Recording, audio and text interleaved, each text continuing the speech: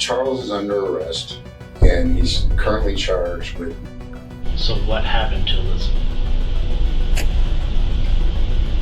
She was in our bedroom. We had like I said, we had a little confrontation. That led me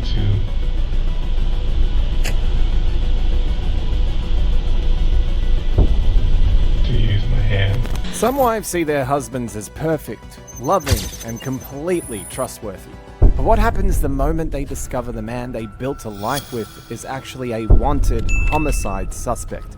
Turn it back off. Dude, my man, turn it back off. Where you going? Drop the child. Drop the child. Hey, man. Is my kids okay? Yeah, your kids are fine.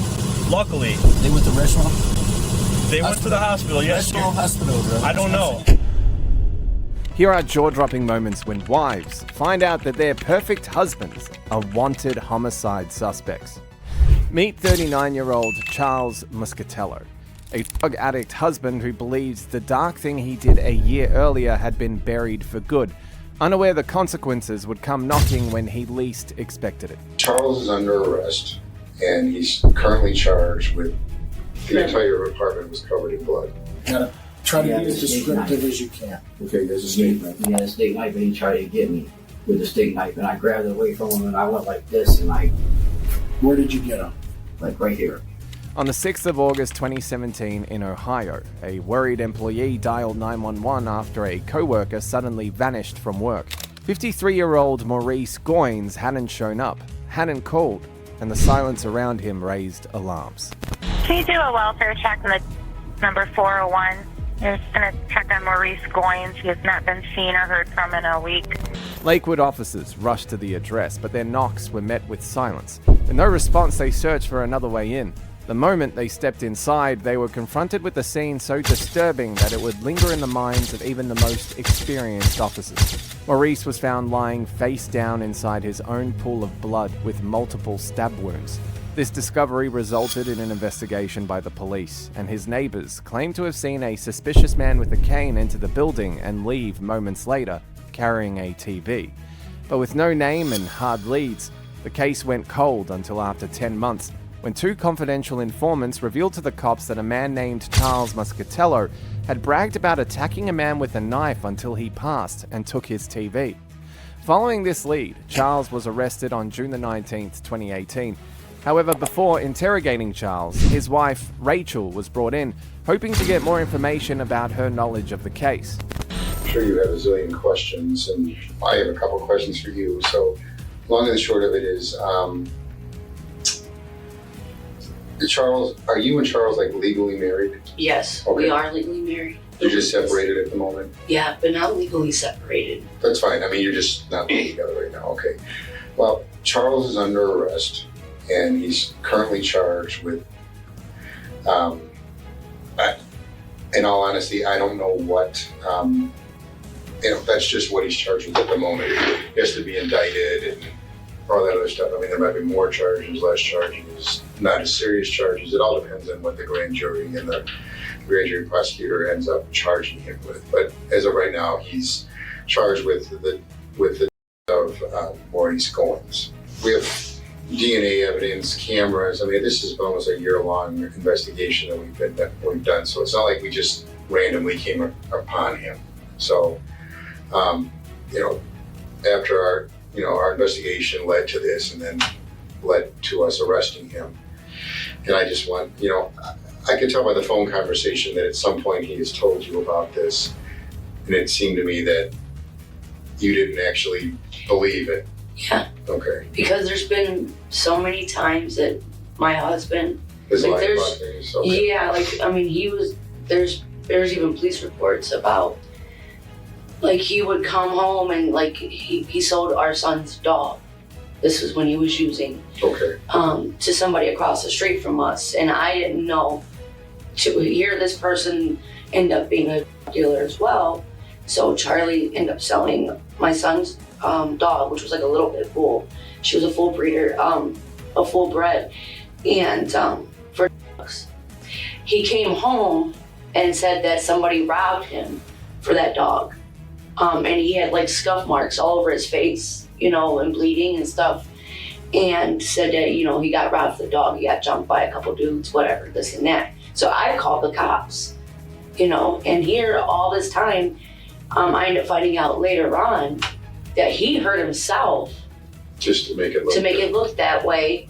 And when the cops came, because I ended up getting the dog back, when the cops came and the other guy told his side of the story, that Charlie did, try selling the dog, sold the dog to him or whatnot, and that it wasn't stolen or nothing like that. Like, the cops were like really upset. Like, there's an actual police report about it. So my son ended up getting his dog back, and then there's other times too, where Charlie would take things out of the house or just have money or something like that, and he would say, oh, well, I did this or this happened to me. You know what I mean? Charlie's a liar, so, he's not a violent person. Sure. Rachel had long suspected something was off about her husband. His behavior never quite added up. Every red flag only deepened her doubts, quietly steering her towards a truth she never wanted to confront. Yesterday was the first time that we actually, that I've seen him before he got arrested, because I've been, at the point where I was gonna make a police report and file for, some type of restraining order, but I didn't.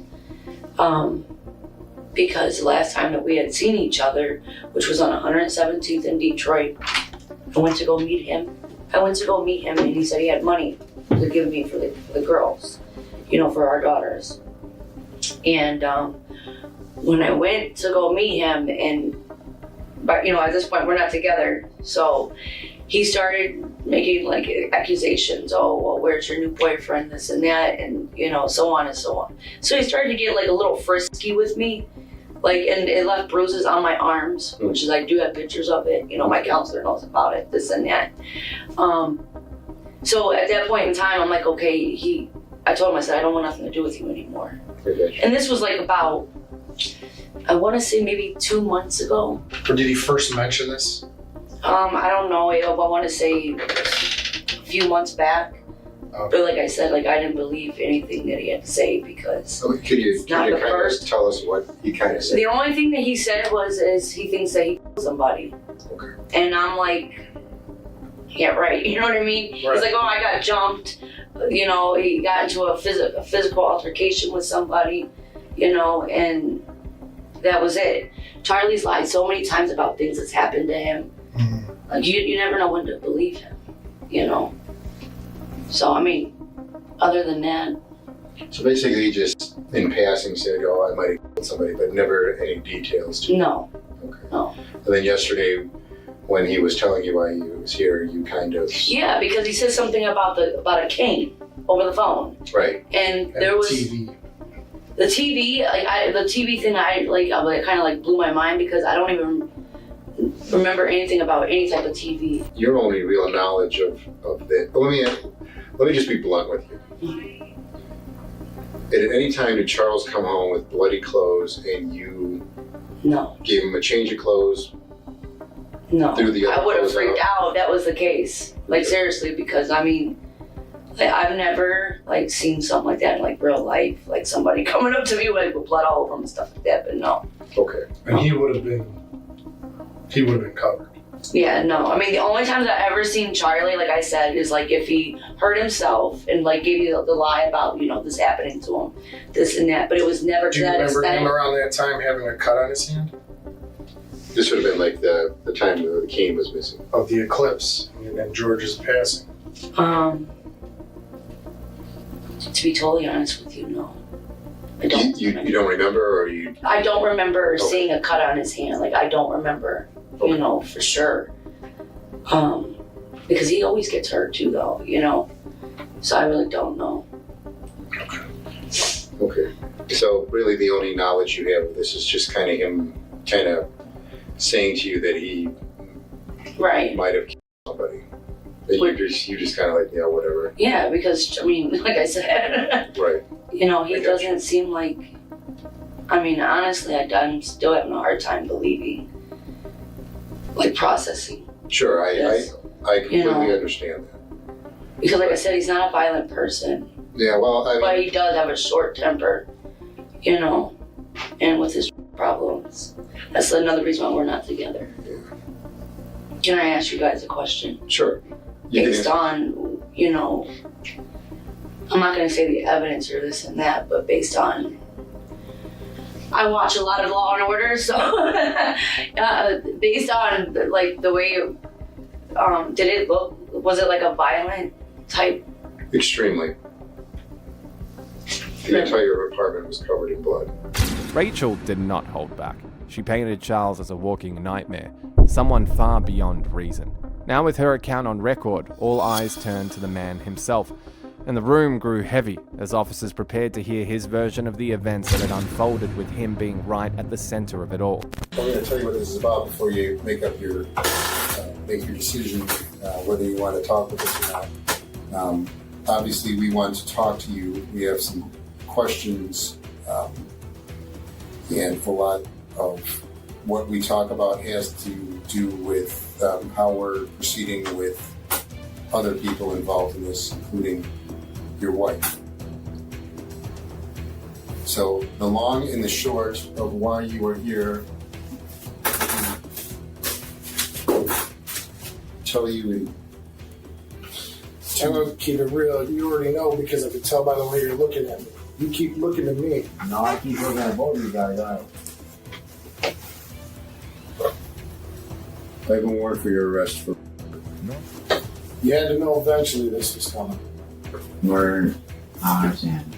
Well, we'll explain it. Well, you explain it. We will. Yeah.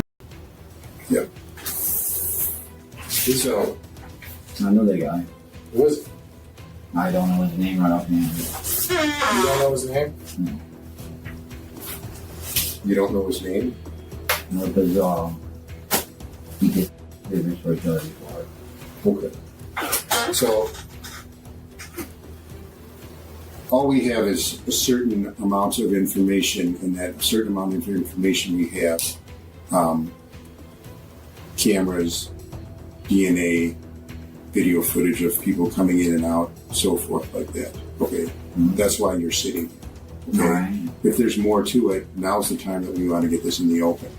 Okay, if there's something more that I need to know, now's the time.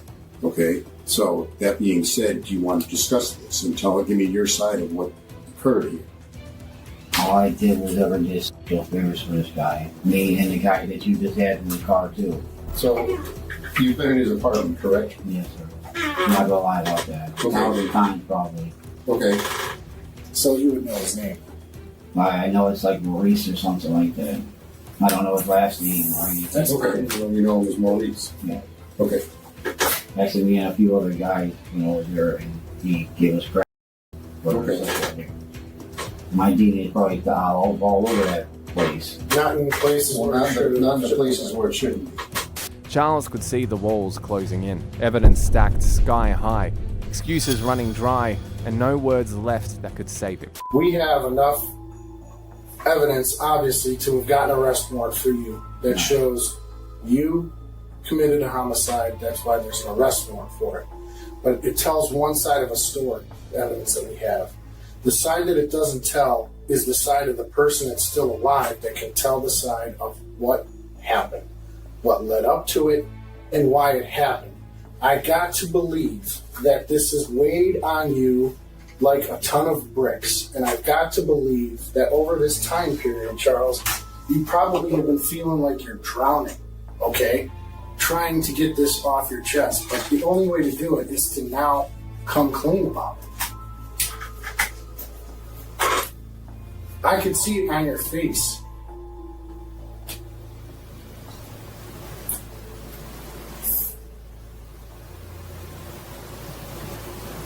How can you tell somebody they've been touched and not, Do you play cards? Yes. You've played cards. You play, poker, right? Do you show people your hand when you got a good hand? No. All right. A judge and prosecutors saw what we have and said, that's enough, okay? I'm going to show you everything, all right? But you have to understand from what he said, video, DNA, witness statements, This is a year in the making. It took that long to put it together. It takes the lab that long to put things together too when they're doing testing. It's just the way it is. She had okay? nothing to do with it. Listen, Okay. then you can discuss that if our facts are wrong. See, on we this. have information that she. Obviously, there was a lot of at this scene. Okay, and you have to get rid of your clothes. Yeah, I did it there. All right. All right. So let's go back.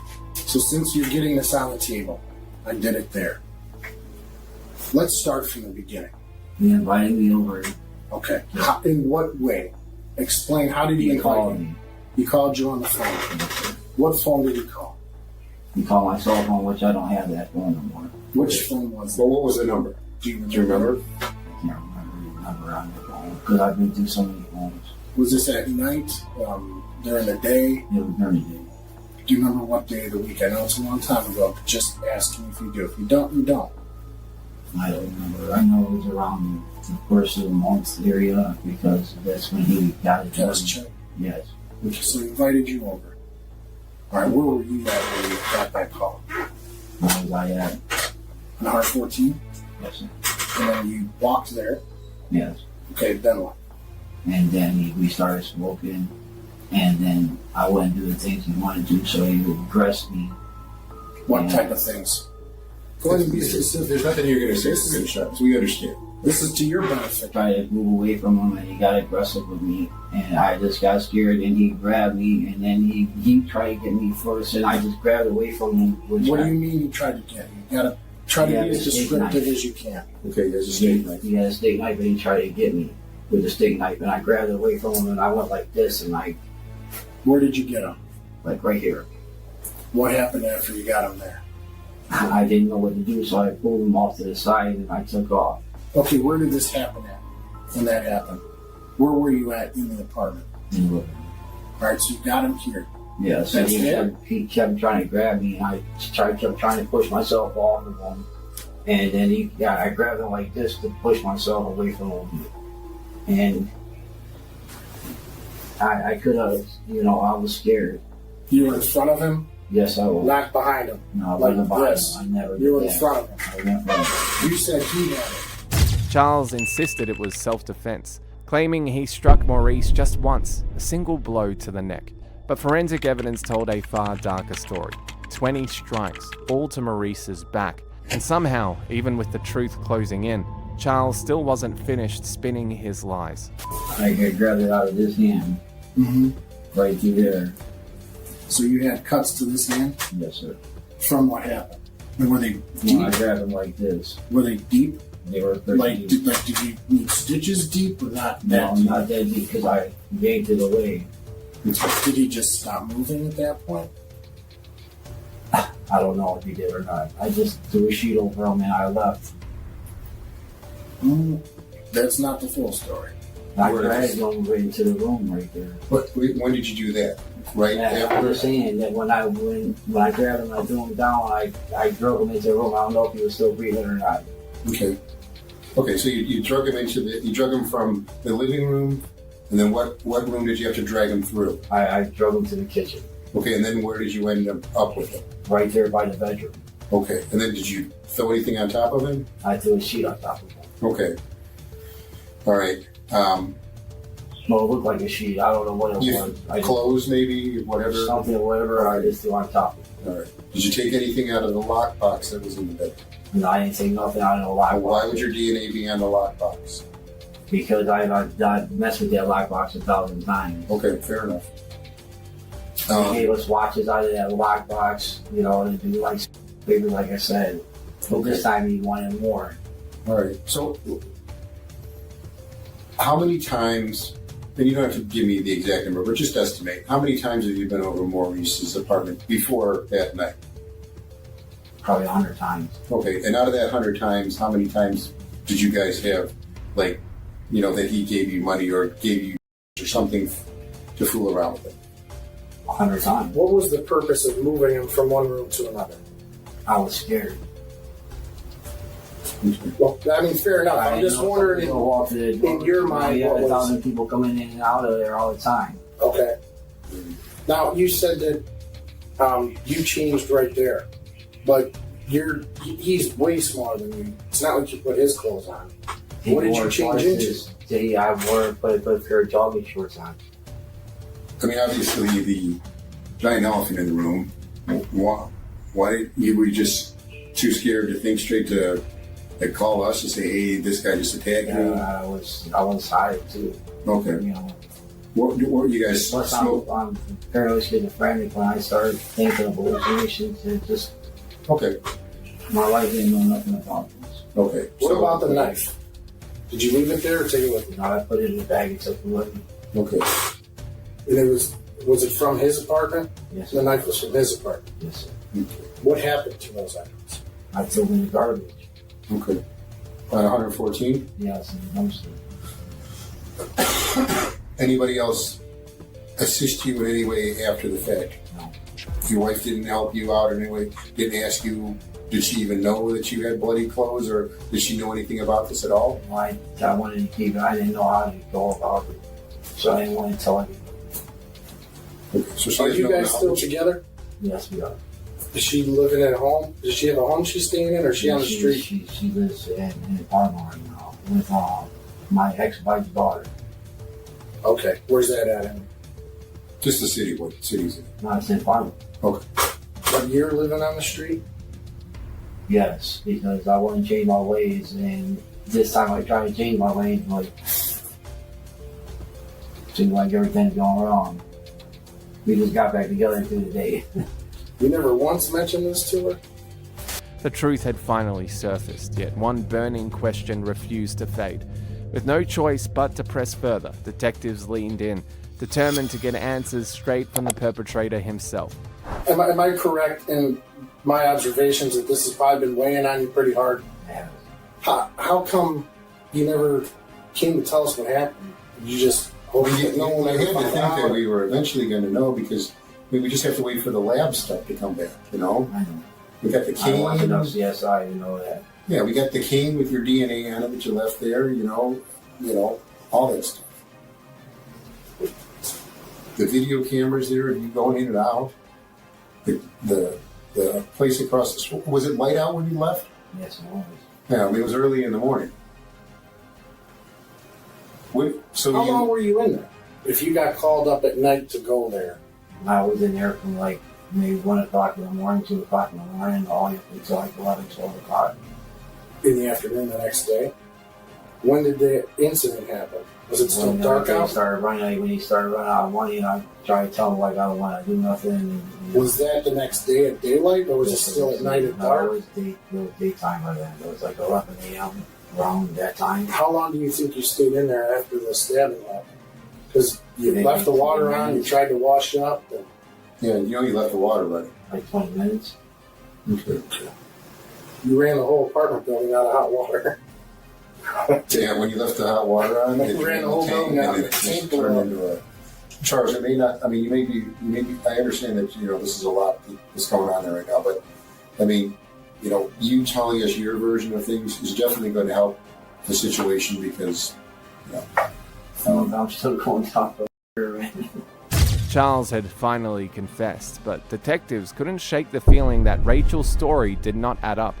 She insisted that she was innocent, yet something felt off, and the plan they set in motion to test that claim would give them their answers.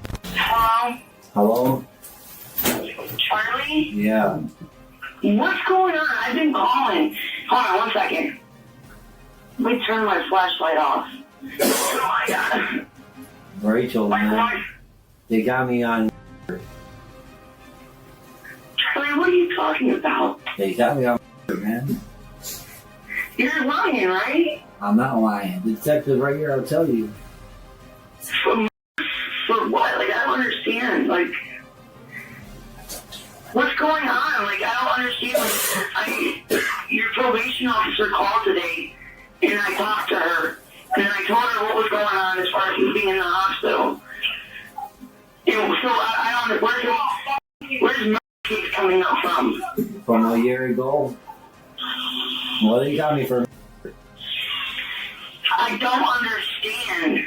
Oh, Rachel, I don't know. I told the detective what they wanted to hear. I told them I did it. Why would you admit to something you didn't do? Charlie! The guy was trying to do something to me, and I told him the truth. Oh my God, I'm like, I'm having a hard time processing this right now. I don't understand, like... Well, they even had your picture in front of me, too. My picture for what? Because you're my wife. Well, I understand that. I mean, I've been calling up there, like, I even left a message to some detective that's supposed to be, like, in charge of whatever. I don't know. Because they didn't tell me. I called the local police station and... I can't answer the phone if I'm talking to you. No, he was talking to me. I'm in the room with him right now.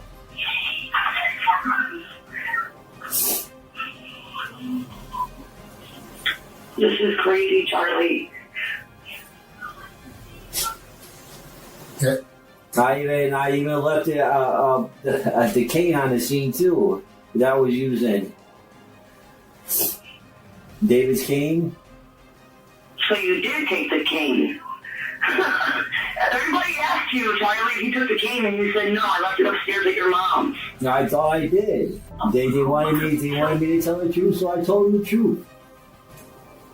They said they had my DNA's there, Rachel. Everything is there. And I wanted to tell my side of the story. He told me to tell my side of the story. So I did. You want to know what's really crazy? What's that? Like, I can't believe all this is happening. On my birthday, too, right? And we just started talking to each other again, man.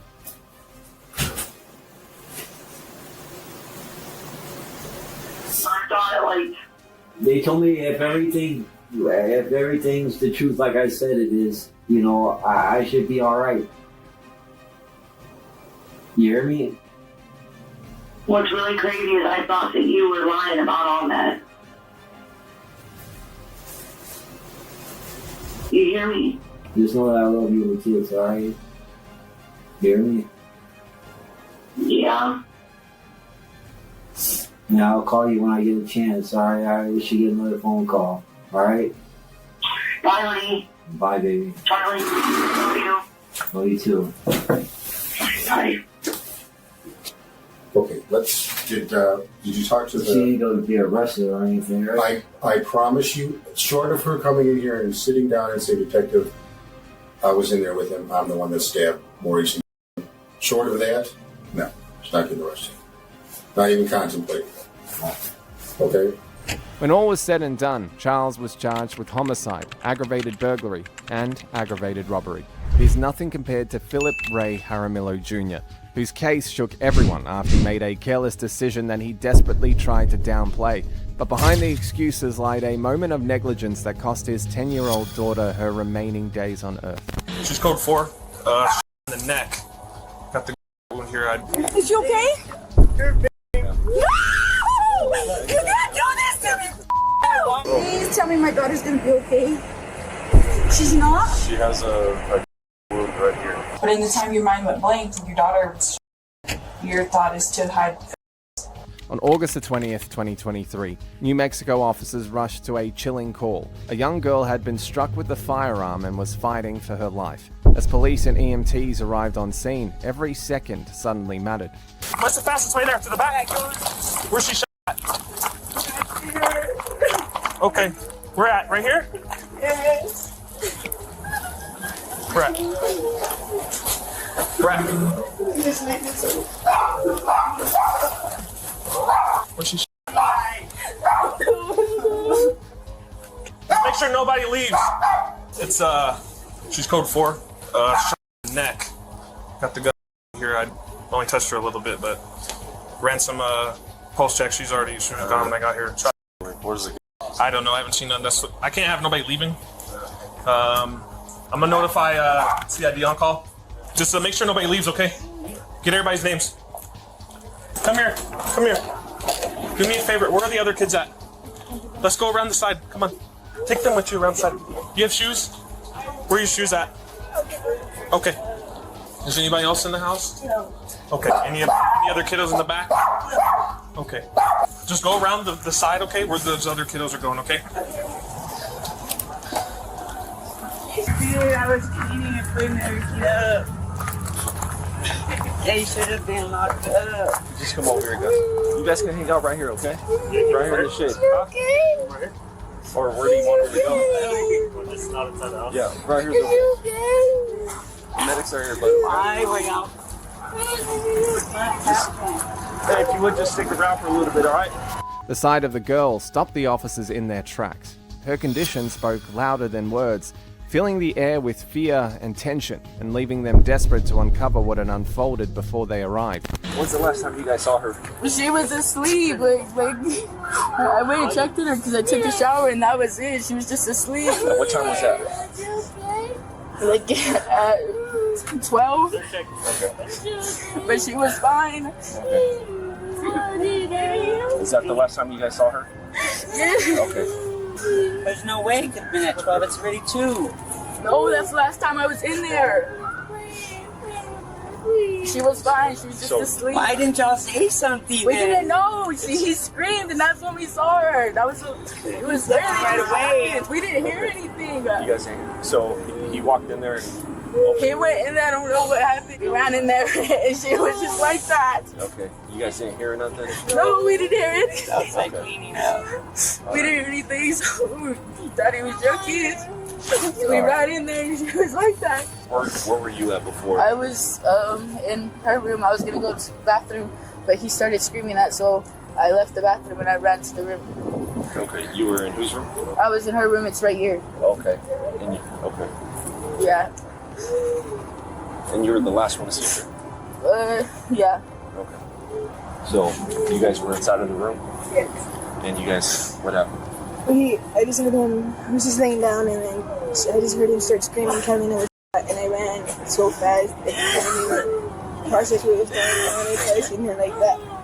And you guys didn't hear anything? No, I didn't really know. So, were you guys the first ones in the room other than the child? Yes. Okay. Alright, did you guys see a pistol? No. Firearm?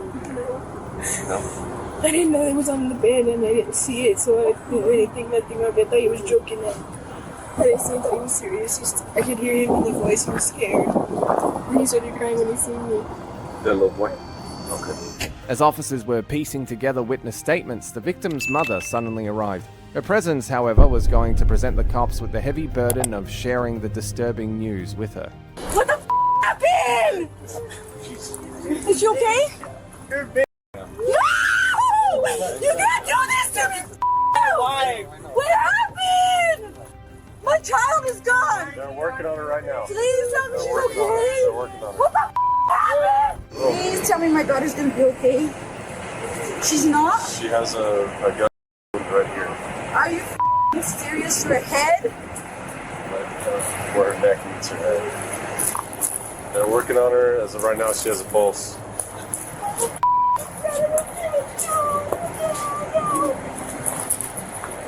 Is she still, is she, They're she's not even stable? They're working on her, ma'am. Please, no, man, that's my baby, dude. I should've let you take him, Dom. I should've let you, but I felt bad with the little boy. So, Is she okay? she's loaded up into the ambulance. They're going to transport her. Is she still there with us? I'm not too sure, ma'am. I'm not too sure. I'm afraid so, okay? They have they're carrying the ID bag, so they're transporting her I now tried to help him. Say again? Can we go? Can we go? Can we? Yeah, I'll be go to the hospital, absolutely. I don't know if they're going to let you in at the moment until, the medics work. I cannot believe this is happening. Oh my God, you go to work and never think something like this is gonna happen to you. I think your brother just went. So he's here. Is she okay? She can go. Everybody else needs to stay though. That was here. She's alive right now, buddy. The boy, who nervously asked the officer if his sister was still alive, was the same one who accidentally pulled the trigger, but the shocking details behind that moment were only just beginning to surface. What happened? So boy. He wanted to show me one of his dad's that his dad didn't show us. He told me nothing about it. And then so he showed me. He didn't know it was loaded. Then he asked if I could check if it was unloaded or loaded or not. I told him that I didn't want to. So he was pointing at the floor. So when he pulled the trigger, I heard loud pop and I couldn't hear nothing because my ears were ringing.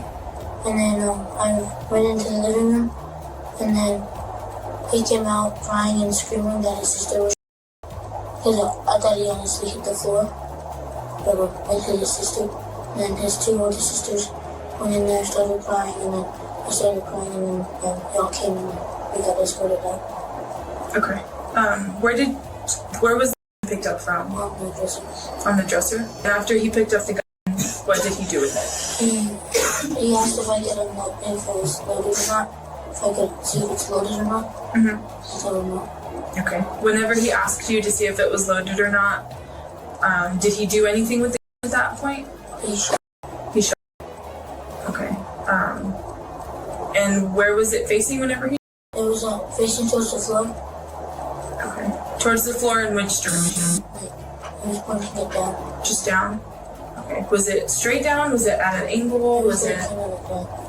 Okay. And which way was he facing? He was facing straight, like towards the dresser towards the left.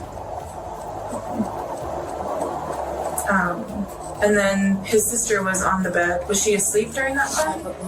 Okay, so whenever you said he shot, and then you said your ears were ringing? Okay, how many times did he shoot? Once. Just once? Okay, and then what did he do with it after that? I don't know. I went into the living room. Okay. Did you touch the gun? No, I touched one of them. You touched one of them? Which one did you touch? The bigger one. You were there though? Yeah. Okay. And whenever he asked you to check to see if it was loaded, did he hand it to you? No, I didn't take it. Okay. And then after he pulled the trigger, I went into the living room. okay. Did you see what it did after that? No. So I was in the room. Okay. And then the cops came in and told us to get out of the house. Okay. Do you know what color the gun was that you did touch? The top was brown and the bottom was like a bluish color, like you know, like videos on YouTube where the ocean is like light blue. Kind of like that color. Okay. And the what color was that? Black. Black. Okay. Do you know if that gun was loaded? Was loaded? No. It didn't load the gun himself? Okay. Do you know how to load a gun? Yeah. Do you know how to unload it? Are you familiar with how they work? The suspect's friend was questioned first, having been there when it all unfolded. But as he spoke, small details didn't quite line up, hinting that the real story was still being held back. And whenever you heard the go off, did his sister say anything or? I don't know, I couldn't hear my ears ringing. Okay. Did you see her whenever that happened? She jumped up. Like she got up? Like jumped up. But I thought she got scared because of okay. On her back. On her back? With her head facing towards the left. Her head facing to the left? Oh, to her right. And did she have anything on her, or was it just her? Was she covered with anything, or? Yeah, the bottom half of her legs were covered. Her legs were covered? The two older sisters went in there. And then when I went in there to see if she was okay, they told us to get out, and that's when the cops came and got us out. So you're saying that you never touched Not the one that he shot. So I just need you to understand that I've talked to everyone already, okay? I've been to the house, I've been to the room where all this happened, and I know that you're lying, okay? The story that you gave me about that he shot in the room, that didn't happen. Did you shoot it? No. You said it was pointing at the ground? Yeah. Okay. That doesn't look like that happened. There's no evidence pointing to that. So tell me what happened. Tell me the truth about what happened. No, you're not. Come on. I can tell you're hiding something. I can tell you're not being honest. I talk to people that lie to me all the time. That's my job. So I know you're lying to me. He showed me he asked me to unload it like I told you. And then It looked like it was pointing at the ground, but he could have been pointing it at her, because he was far back, like by the left side. So when he pulled the trigger, I couldn't hear nothing because it was loud. My ears were ringing. And then that's when I went into the living room. That's when he came out screaming that his sister was shot. Was he standing closer to the wall or closer to the door to leave the room? The wall. Closer the wall, I mean, you know where the bed, the headboard of the bed is? You know what the headboard is? Okay. Closer to the door? Okay. And so whenever he points it, can you show me how you saw him point it? He pointed it like that. Okay. And whenever he did that, what was in front of him? The bed. And was anyone on the bed? My sister. Okay. And where were you at that time? On the wall. Where the dresser was. Okay. And then he shot the gun. And then what happens when he shoots the gun? I don't hear nothing. Did his sister move at all? Did any noise? I couldn't hear. So what happened when he shot? She moved. She bumped. Okay. Is there anything different that happened? No. You better not be lying. Were you pointing the gun in any direction whenever this was happening? Or she was holding it. Okay. So what was it that you were holding? The brown top and the light blue bottom. Okay. So you guys were both holding at the same time? Okay. And where were you putting that? I was holding it like this. With both hands? Okay. Was that loaded? Yeah. Did you ever shoot the trigger on your gun? You never shot? Did you shoot any of the other guns? Did you hold any of the other guns? Which ones? A few of the pistols that he showed me, that Ito showed me, and then some of the big that he showed me. You were holding with in your hands, like you said? Yes. Okay. And at that same time, holding the black. Yeah. And he was pointing it at the bed. So after the black went off, what happened then? I went into the living room. Okay. And then? He came out screaming. By the boys' own account, it all began as innocent play. Two kids, unsupervised, handling firearms they shouldn't have even been able to reach. One careless moment later, everything changed, leaving a chilling question hanging in the air. Who was supposed to make sure that those firearms were secured? So, you keep that at home, correct? Yeah, we have them locked up in the safe. Okay, I did see that. Yes. There were obviously some guns that were left out. How did those get there? Which one? There was at least 7 guns that were not in a safe. No way. Yeah. We put them away the day before. Okay. And which guns were those that you guys have put away? All of ours. Were they rifles, handguns? Handgun rifles, all that. We only have, I believe, 2 handguns. Okay. A 9mm, it's a pretty big one. Okay.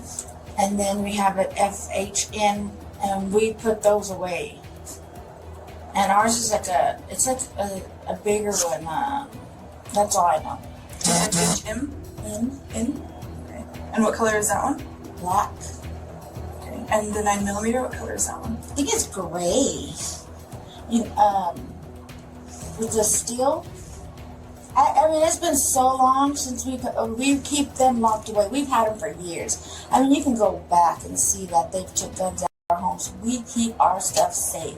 Okay. See, another thing, the little boy was always at my house. Kids and us go to school, work. The little boy was always there. Always there. Always there. Nobody would pick him up. I felt bad for him. He is put away? I don't. Is it? I don't care to touch them. I don't. No. But I know he's very safe. We've had him for years. Mm-hmm. Our kids have always been around them. Mm-hmm. I mean, I don't know. Yeah, that was what they all mentioned, that they don't know. They know. And we've always been, we locked them up. That's what that blows my mind, that they were out. Like, what the? And the key, is it always kept somewhere specific, or yeah, just Philip I think Philip, he hides it most of the time, but I don't know where he put it that time. We were just trying to clean the house, and put everything away and make sure that everything was good. Which side of the bed is yours and which side is Philip's? They said I was on my side. So my side, when you walk into this way, my side's always right here, On this side, the left side. By the window? Okay. And then Phillips is closer to the bathroom. Yeah, sometimes we flip and change and stuff like that, but no, always. I'm always by the window. Okay. And so as far as you know, when you left to work, there was no Nope, none at all. As the detective spoke with the victim's mother, a troubling picture began to form. One that painted the husband, Philip, as reckless, careless, and far too comfortable leaving firearms within reach while children were still in the home. Is there anything else that you've heard from your kids about what happened? My son just said that he couldn't find Juju for a long time. Did he tell you that? That he couldn't find him for a long time, and that he was trying to find him to see what he was doing, and he was in my room. I don't know what else happened. Expired after that, but he said he couldn't find him for a long time, and that he went around looking for him, and they couldn't find him until I found him in my room, and that he said he saw him, and that he told her, "Wake up!" And she would wake up, so he told her, "You her," something like that. He says like this. And then I said, "Well, stop laughing. Why are you laughing, Juju? Stop." And then he just kept laughing. And he laid down like that, just laughing. And then he goes, "Help! Somebody help!" And I'm like, "Wake up." And then that's when all the girls ran in. Despite the mother insisting that Philip was careless and reckless with his the victim's older sister backed up that claim, quietly turning suspicion into certainty and sealing his fate in a way no one saw coming. Whenever you had gone to check on your sister, because I know that it kind of seems like you were the main one that went to check on her, did you see anyone in the room? Yes. Where did you see a guy? Like, at the end of her feet. And I kind of moved it away. Okay. Do you remember what kind of it was? No. Was it a long, a small, like a handbag? Yeah. Or something like this? Yeah, but it was smaller. Okay, it was smaller. But it was a handbag. Okay. And you don't remember what color it was? No. Okay. And then you said you moved it away? Yeah. Okay. Where did you move it to? I don't remember. Okay. You said it was at the end of the bed? Not really the end, just at the end of her feet. At the end of her feet. So, where on the bed was she? Was on this side or in the middle? This side. She was on this side. Yes. And was she closer to the wall, like the headboard, or closer to the entrance? Closer to the headboard. Closer to the headboard. Okay. And was she laying straight this way, or was she laying this way, or was it kind of slanted? She was laying straight. She was laying straight this way. Mm-hmm. Okay. And she was closer to the headboard. Yeah. Okay. And then the guy you said was at her feet. Yes. So, okay. And do you know if she was on her stomach or on her back? On her back. She was on her back. Okay. And how about her? So, like, was she laying straight? Was she laying kind of like cuddled? When I went in there, she was laying straight. She was laying straight. Okay. Was anyone else in the room whenever you got there? My sister and my little brother. Okay. And then you say you grabbed the gun, or did you just move it? I kind of like grabbed it and I placed it. Okay. Whenever you had grabbed it, had you already checked on your sister? Yes, I think so. Okay. Because there was blood on the gun, and I know that you and your sister both had blood on you. Yeah. And that's why I'm asking if you had, just moved it. And it's okay if you did. It's a gun flying around. Something bad had just happened. If you put it somewhere, if you try to hide it, it's okay. You're not in trouble for that. I'm just trying to figure out how they got from A to B. You know what I mean? And that's all that I'm trying to figure out in talking to you. And your mom had mentioned that you did move it. So I was just trying to figure out where you moved it. And if you did put it somewhere, it's okay. If you remember, it's okay to tell me. Okay. Do you remember where you put the gun? I think I remember putting it on the dresser. Okay. And that's the dresser by the window. By the window. Okay. And you put it on top of the dresser or in the dresser? I don't remember. Okay. Because whenever officers got there was a gun, but in the drawer. Do you remember if you put it in a drawer? I think I did, but I don't remember closing the drawer. Okay. Okay. Thank you for telling me that. Whenever you did that, was anyone else in the room? No. Okay. Was that before or after your dad had come in? After. I took after. Okay. Did you see any other ones in the room? No. Or that were loose in the room? No, that was the only one I saw because he was on the bed. At this point, blame was squarely placed on Philip, the man whose careless choices allegedly set the stage for his daughter's passing. Still, before any final judgment could be made, his side of the story demanded to be heard. Whenever I talked to you on that day, you had mentioned that all your guns were in the safe. And we did find a lot of guns in a safe, but there were several that were left out of the safe. So how did those guns get there? Or why were they there? They should have been in there, in the safe. They shouldn't have been in the safe? They should have been in the safe. Okay. But they weren't. They were on your side of the bed. Is your side of the bed the side closer to the bathroom? Yes. Okay. So that's the side we found the guns. They were handguns. Had you had them out for a reason? Were you doing something with them? You know what? Yeah, I was burning about to burning out another safe. And I was gonna put them in there. Okay. So those are gonna go in The door safe? Yeah, I don't know if you've seen it. Okay. When were you gonna do that? I was doing it that day. Okay. And I don't know, I was just cleaning that. I guess I started doing something else. Fixing the kids' food. Okay. And so, whenever you were in the back? Yes. And you never heard it? I just ran in there and then I seen my daughter was over here full of blood and I just called y'all right away. Okay. Did you see anyone, not anyone, did you see any in the room then? Mm-hmm. Not that I can remember. Like I said, my mind just went blank once I seen her. I didn't know what to do. Okay. Did you call the cops right away? This is the first thing I did. Whenever you called the police, you told them that the person that wasn't there. Do you remember that? No. I don't. Like I said, my mind just went blank. I was just. Did anybody say who had her during that time? Mm-mm. No. Okay. Where were the boys whenever you came inside? There, the other one, I don't know where he was at. Okay. And then you come into the room and then you said you called police right away. Mm-hmm. Did you have your phone on you or did you have to go call someone? I had to go find it. Okay. And then after you called police, where did you go? Did you go back in the house? Did you stay outside? Where did you go? I stayed in that room. You stayed in the room? Okay. And then you stayed in the room till police arrived, or? Yeah, once they arrived, I showed them which way to go and then we kicked in the front door. At first, Philip's story just did not add up. Details were shifting, answers clashing. It was only a matter of time before the cracks widened and the truth began forcing its way out. When police arrive, you're outside the house. You're not in the room. You're on the side of the house. Oh yeah, because I was gonna show them which way to go because the front door was messed up already. Mm-hmm. I told them to kick in the front door. Because that jam took up the whole. Did you move anything from your bedroom? Mm-mm. After she had been, did you remove anything from that room? No. You didn't remove anything from the room? No, man. We found those.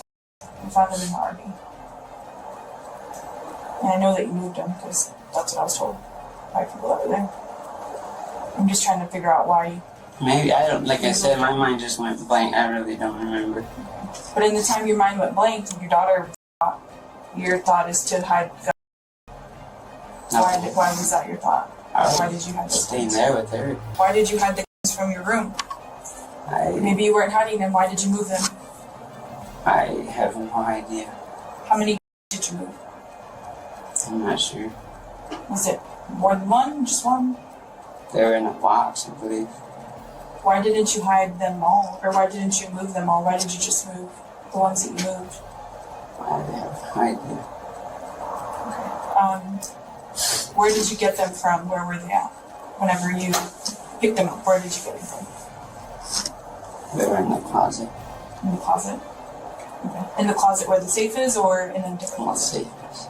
Okay. And they were in a box. In a box, do you mean like a shoebox or a regular box? A box. They came in there. Okay. Box. Do you know what was in that box or what was in the box? I don't. Any other that you saw in the room? Mm-hmm. No. No, I was out and grabbed my just ran there, everything that I could called you. Did you move anything else from the room? No, man. Did you do anything else with the other than put them from That's the closet to the RV?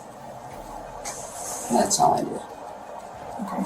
Did you call the cops before you moved or after? I honestly don't remember. I don't think so. But like I said, I was cleaning up and I had got that new safe and I was trying to organize everything. No, I'm talking about the day before. So this was on a Sunday, so on Saturday or on the weekend, did you No, have... Saturday we just set up the tent for them. So we were gonna have movie night and stuff. So you hadn't cleaned the that weekend?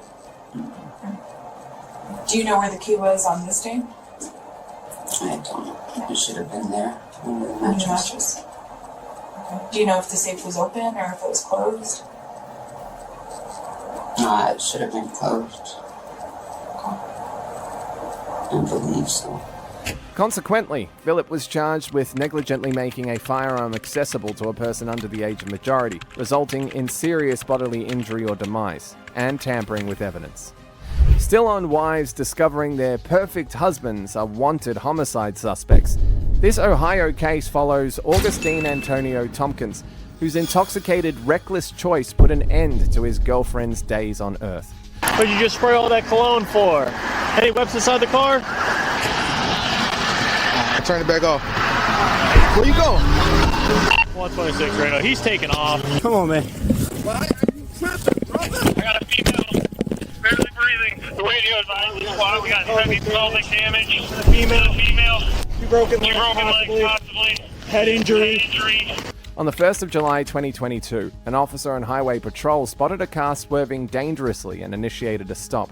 The moment he approached the driver, something felt off. Subtle, unsettling, impossible to ignore. Within moments, that uneasy feeling turned into a dangerous reality. How you doing? You got a driver's license on you? What'd you just spray all that cologne for? Any weapons inside the car?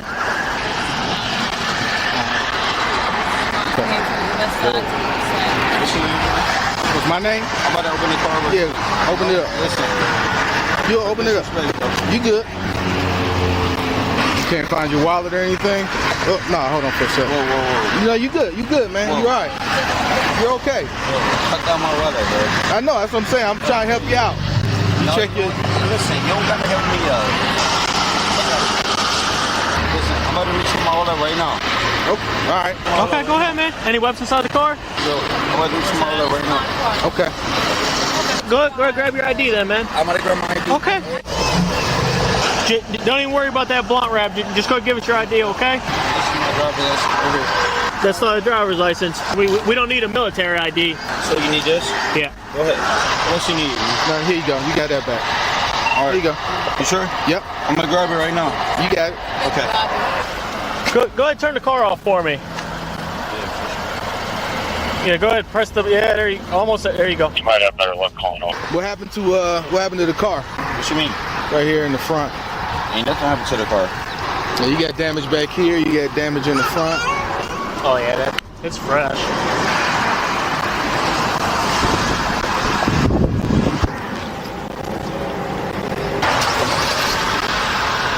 Turn it back off. Dude, my man, turn it back off. Where you going? 126 right now. He's taking off. There's 2 children in the back.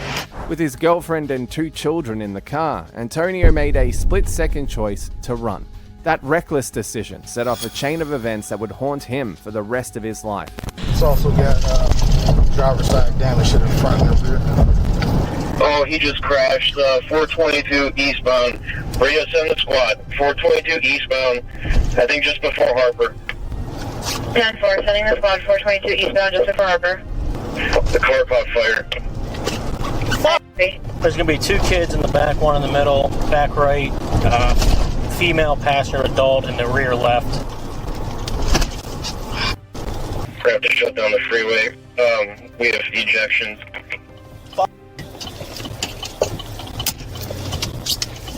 Okay, 1,075, we're going to be coming. Hey! His hands? Hey, man, let me see your hands. Let me see your hands. Get on the ground. Get on the ground. Come over here. He's highly intoxicated. Come here. Drop the child. Drop the child. Hey, man. Hey, man. Drop the child. Come up here. Come up here. Yo. Come up here. Come on, man. I got a female. Barely breathing. No. Man, stop. Stop. Stop. No, that's my fighting. kid. Fighting.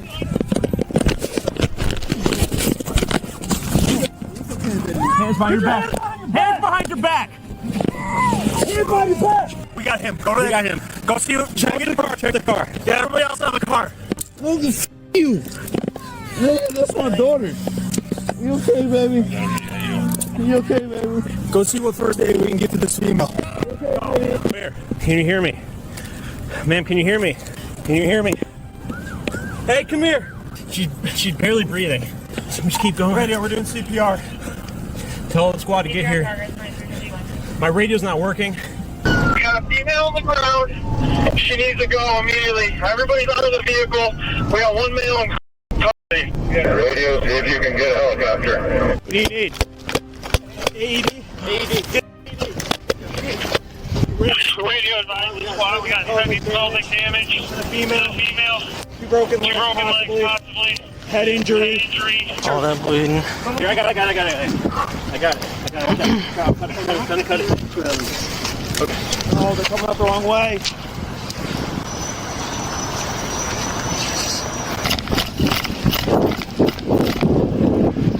Somebody has the kids, I think? Yes. Who's got the kids? The kids okay? I think so. She's still breathing. He says she's still breathing. Yeah? Okay, where's all the other patients at? Or is she the only one? She's about the only one, I think. Priority though. Okay. They're all okay down there? The kids are out. They're talking. They're walking. Okay. Yes. 3 patients total? 3, yeah. You good, man? You good? Oh my gosh, man. Still got her driver's license in my back pocket. So let it go. So still. Coordinate with them, I guess. I didn't know which way he went. So I was like, I'll just give it a shot. I said, I don't know who was worse off, him or her.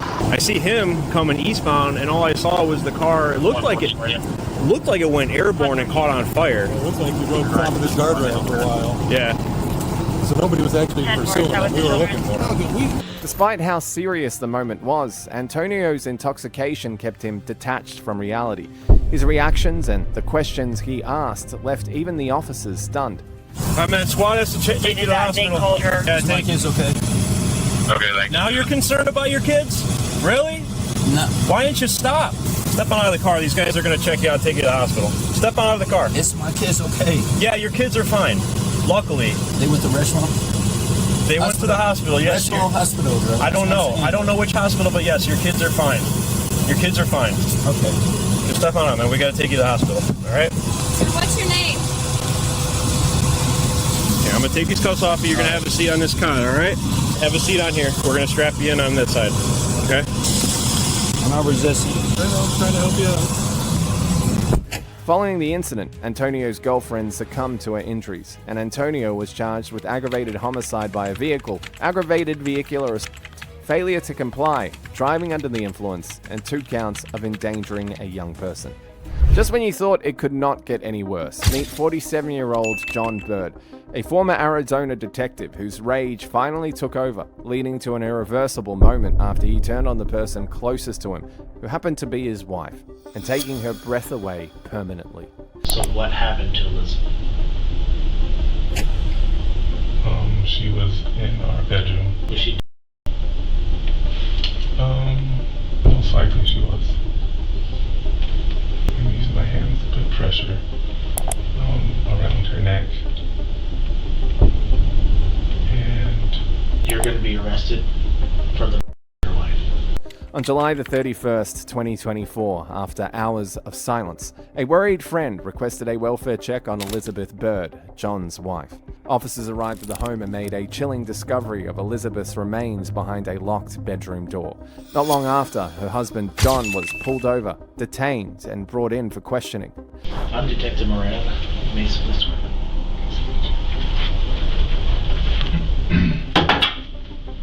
You doing okay? Are you doing okay? Hanging in there.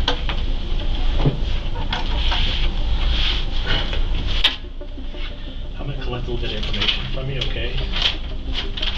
Like your name and stuff like that.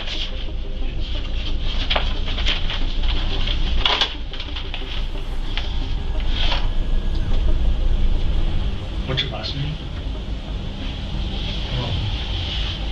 You guys already got that information.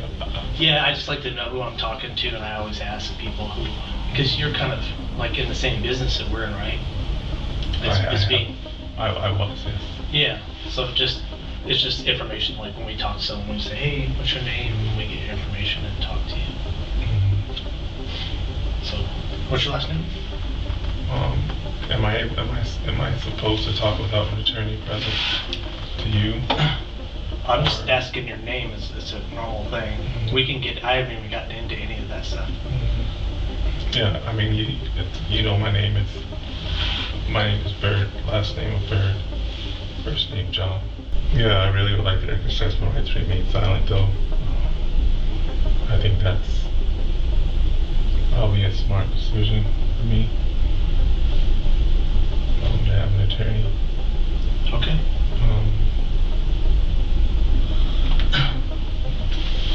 Well, like I said, we don't beat people up and sure, no, I go crazy. We just ask questions and see if we can get to the bottom of something. Yeah, that's fine. All right. Hang out here, and we'll get back with you. I got some things to go through. Appreciate it. Do you need some water or something? I think I need some. You good? Okay. Thank you. At first, John kept his mouth shut, insisting on a lawyer. But after a brief moment alone with his thoughts, reality sank in, and he realized the truth would catch up to him either way. Possibly have the detective come back. What's going on, John? Yeah, I'll talk to you. Okay.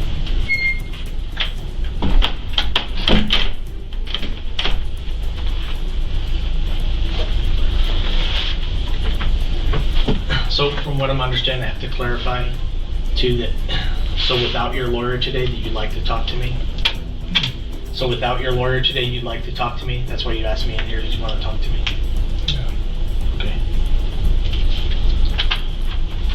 So, what happened? I'm just gonna be straight up with you. What went on at your house?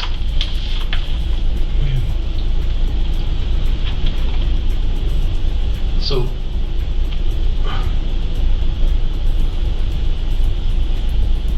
with your kids, with your wife, with anything happening at your house, so you know why we're here today, and that's why I want to talk to you. And be honest with you and be straight up with you. If you want to talk to me, then we can talk about it. So what happened with your wife in particular?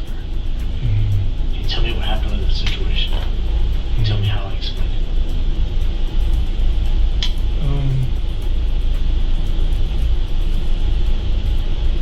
I'm not exactly sure what you're asking. What happened with your wife? Between you and your wife, what happened? Did you guys get in a fight? Did something happen with you guys? No, I wouldn't say that we got in a fight. John started talking to the detective, who carefully probed for the full story, trying to uncover the truth without pushing him too far.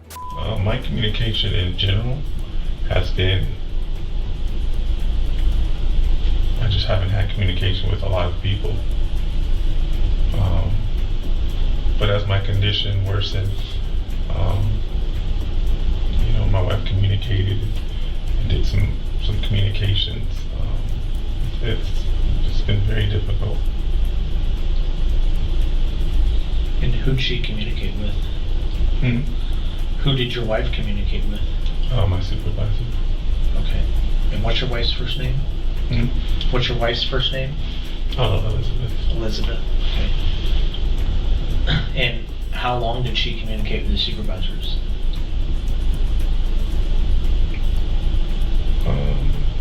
Probably a good.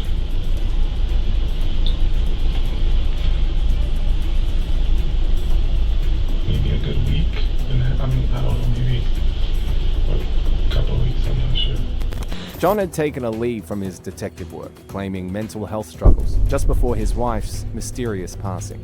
With a background in law enforcement, the detectives knew that they had to be at their best to be a step ahead of him. How did that affect your relationship with Elizabeth and how you guys did things?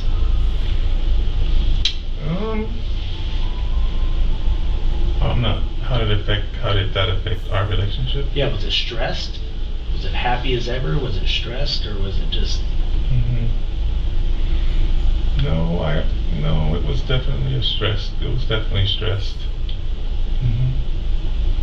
Our relationship was definitely stressed. For sure. Starting from maybe yesterday afternoon, can you tell me about yesterday afternoon and what you were doing yesterday afternoon into the evening?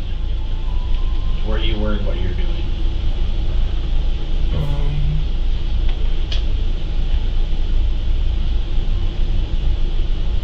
At home, spending time with family.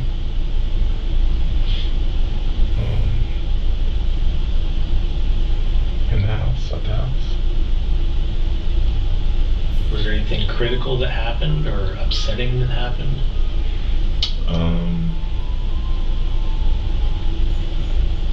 Critical?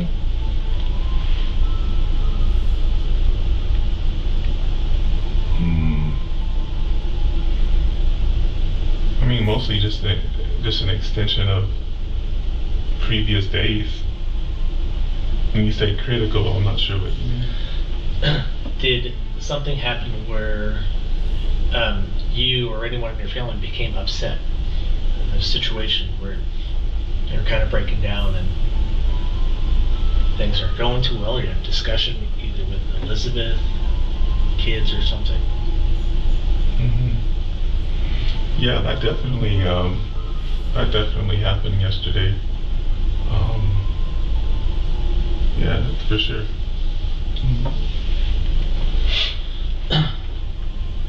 And how did that go? Can you tell me about that? Can you tell me about that? Yeah, I've used that many times. In interviewing. I would say, I just think it was the frustration for us was just, I would just say just my behavior. Up to this point, John had stayed tight-lipped, but the detective wasn't about to back down until every secret was out. And what'd you do for the day until we saw you?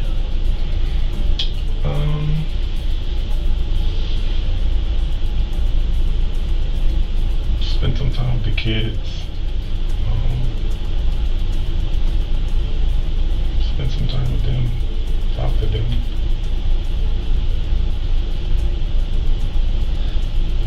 When you last saw the kids, what'd you tell them?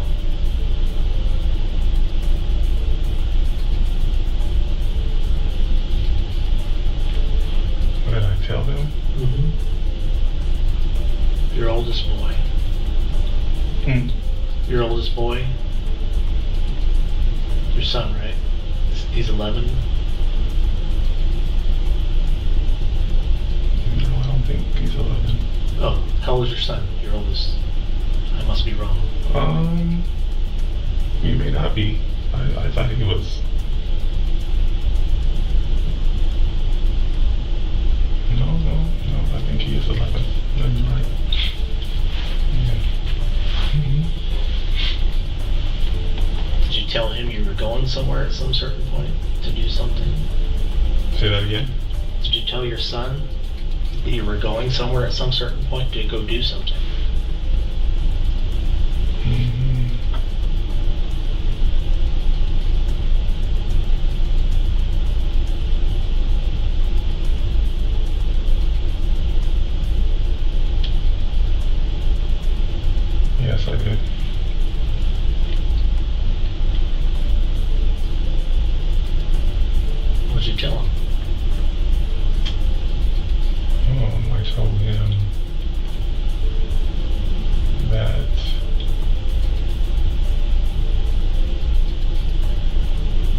was gonna go pick his mom up. And where was she? Hmm? And where was she supposed to be? I mean,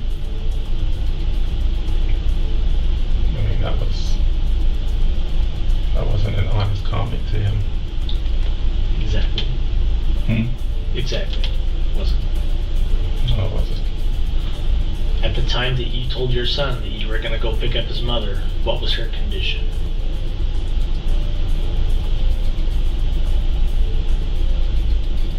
Be honest with me, John.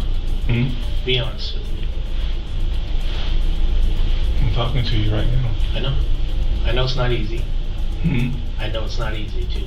John quickly realized the detective already knew where the story ended. With nowhere left to hide, he was forced to tell it all. You know I'm going to get back to it. Hmm? You know I'm going to get back to it, and this is not easy for you. But my question was, what was Elizabeth's condition at the time that you were talking with your son? Because you know it wasn't a true comment that you were going to pick her up. That is correct. So what happened to Elizabeth? She was in our bedroom. Was she alive or was she deceased?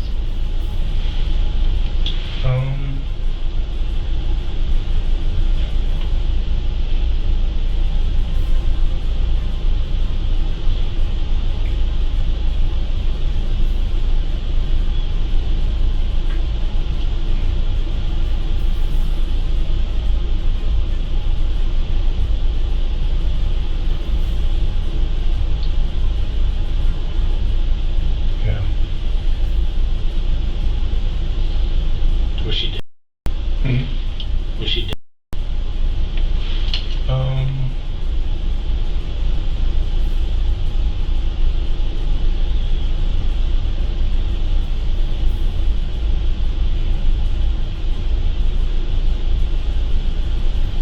Most likely she was. What happened to her? Hmm? What happened to Elizabeth?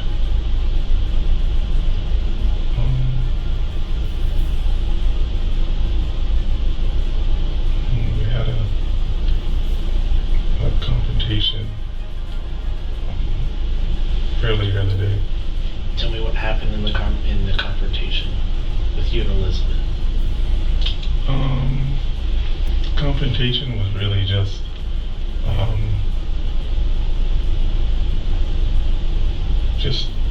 statements of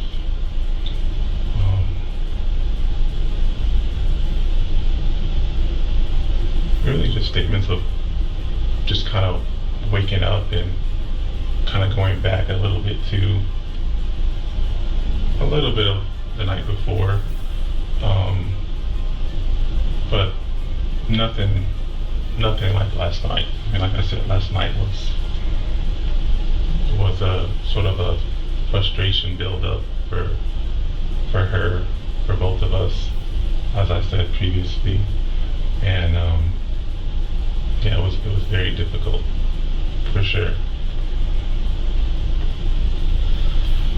So that carried over to this morning and rekindled? I would say, yeah, I would say to a point it did, to a degree, because you're trying to get things resolved. You're trying to fix your issues, which is, easier said than done. That's correct. It's easier said than done, for sure. But yeah, and so like I said, we had a little confrontation, and from there, I would probably say I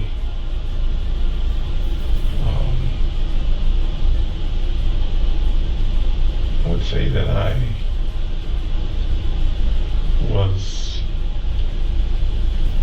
would probably say that I was would say, escalating.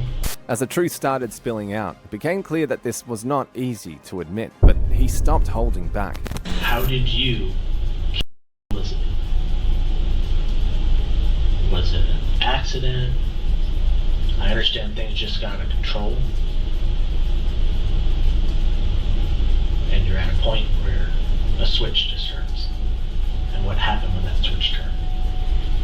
Yeah, that's exactly correct. Yeah, the switch turned, and when that switch turned,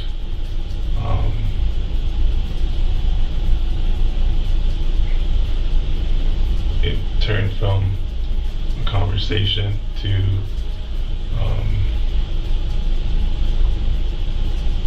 me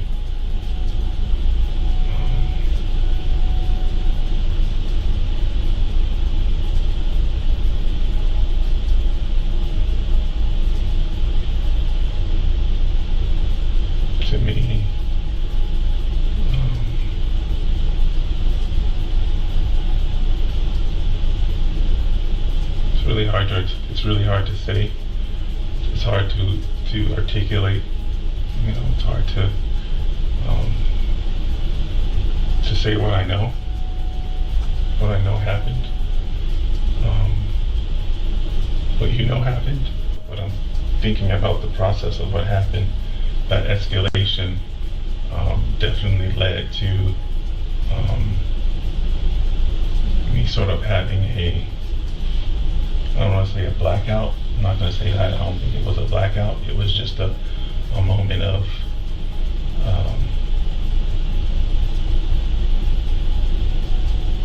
I would just say just releasing frustrations, releasing my inability to do the things that needed to be done, as I said previously, and you know, that led me to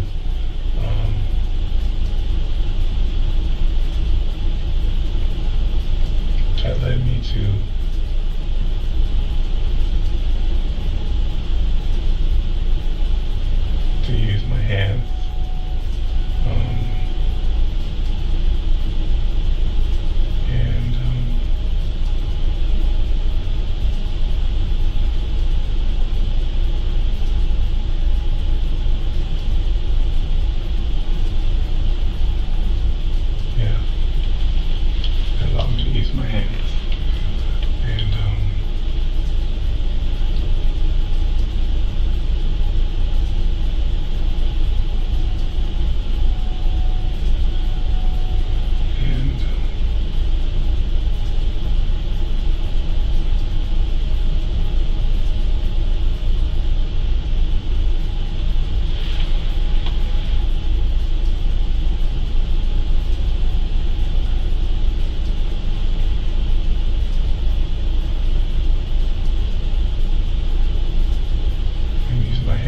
Pressure around her neck, and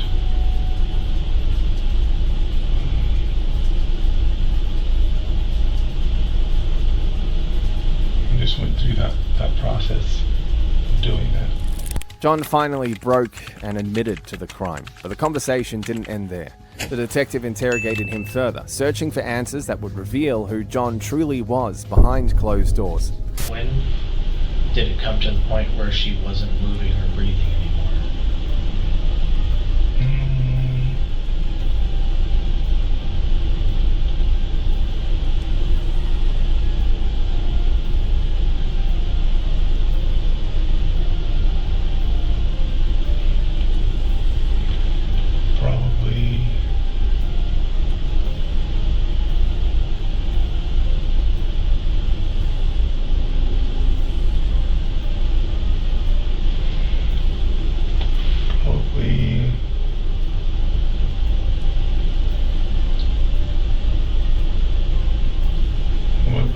Say after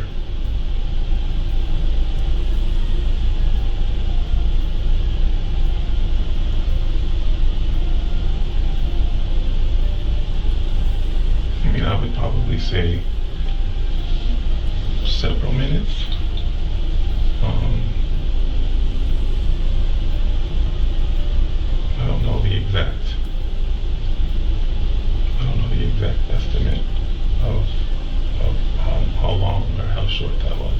I would say that part of my personality was basically, that wasn't existent. That was not existent. Like having the personality and the cognitive function to be able to feel, just to be normal, to be caring, to be loving, to be compassionate, to be a champion of, women's rights and the things that I've always tried to stand for, and have,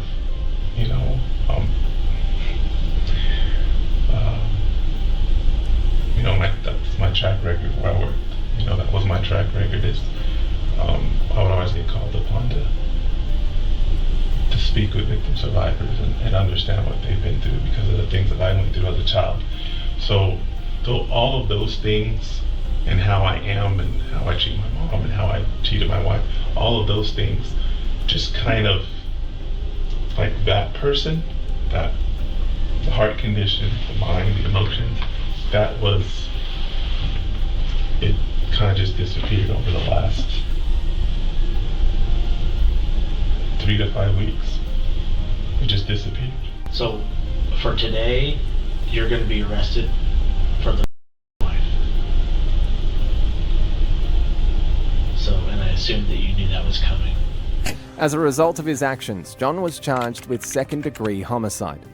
As unstable as John seemed, his actions pale in comparison to 41-year-old Brendan Banfield, a man admired as a devoted father, yet had an affair with his nanny and connived with her to tragically end his wife. Who is the shooter?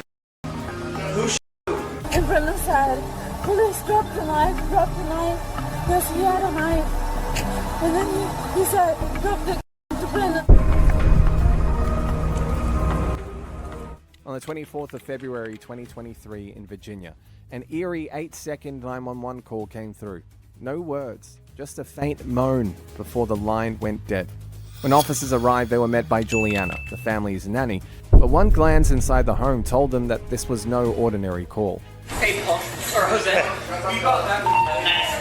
You got that? Watch out, man. Hey. There's a dog back there. So somebody's outside. Someone's outside in the back? In the back? There's a dog in the back here. Anyone else outside? Huh? Who else is outside? Nobody's outside. Hey, wait over here. Here, Samantha, stay here. Hey. Stay over here. Who is the Who shot? Brendan, he's an officer. I got a blowout kit if you need it. Bring it up. Is there anyone else in the house? Any kids in the house?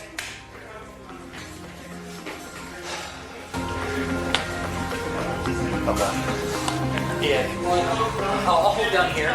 Okay. Bring her down here, and we can get info directly from her.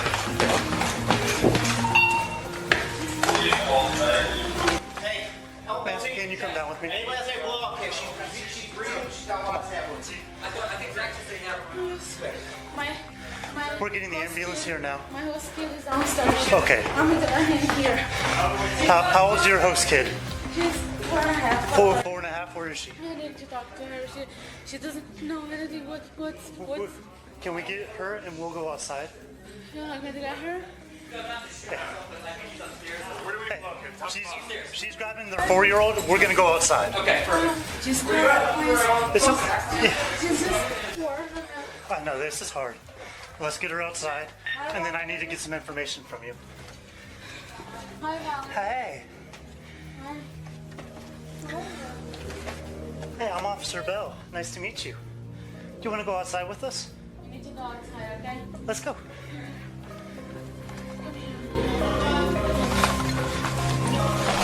here. Okay. Can I take this Yeah, whatever you need to do. What's your name? Julia. Here. Okay, so you're with him. Okay. All right, let's get outside, okay? Officers stepped into a chilling scene. 39-year-old Joseph Ryan collapsed on the living room floor with a firearm wound, while 37-year-old Christine Banfield was discovered in the bedroom with multiple knife injuries. Children were quietly led outside for questioning. The weight of what lay inside the home only grew heavier. What's going on this morning? I was telling him that I was going out. It's okay, take a breath. It's okay. Take a minute, okay? I need some water.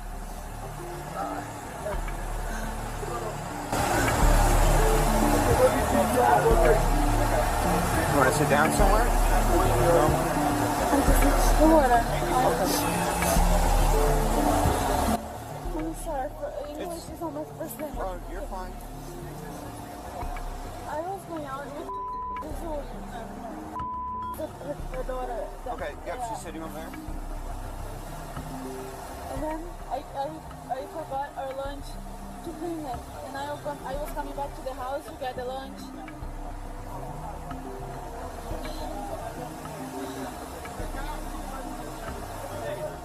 Okay.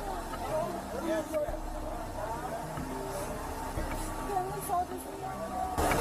This car, a strange car. And I called her, why the car is here? I don't know who it is, but it was straight to voicemail, so I couldn't talk to her. And then I called Brendan, her husband. Okay. And then he said, wait for me, I'll go there. Don't go inside. And then he came back here. And we went inside. And then he went upstairs first, and then I went to see what's going on. And I heard the guy was, I don't know who.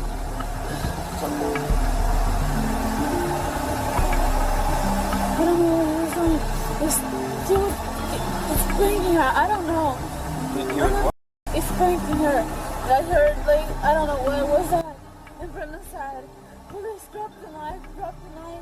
Yes, he had a knife. And then he said, drop the to Brendan. They were yelling. I couldn't understand. They were super fast. Okay.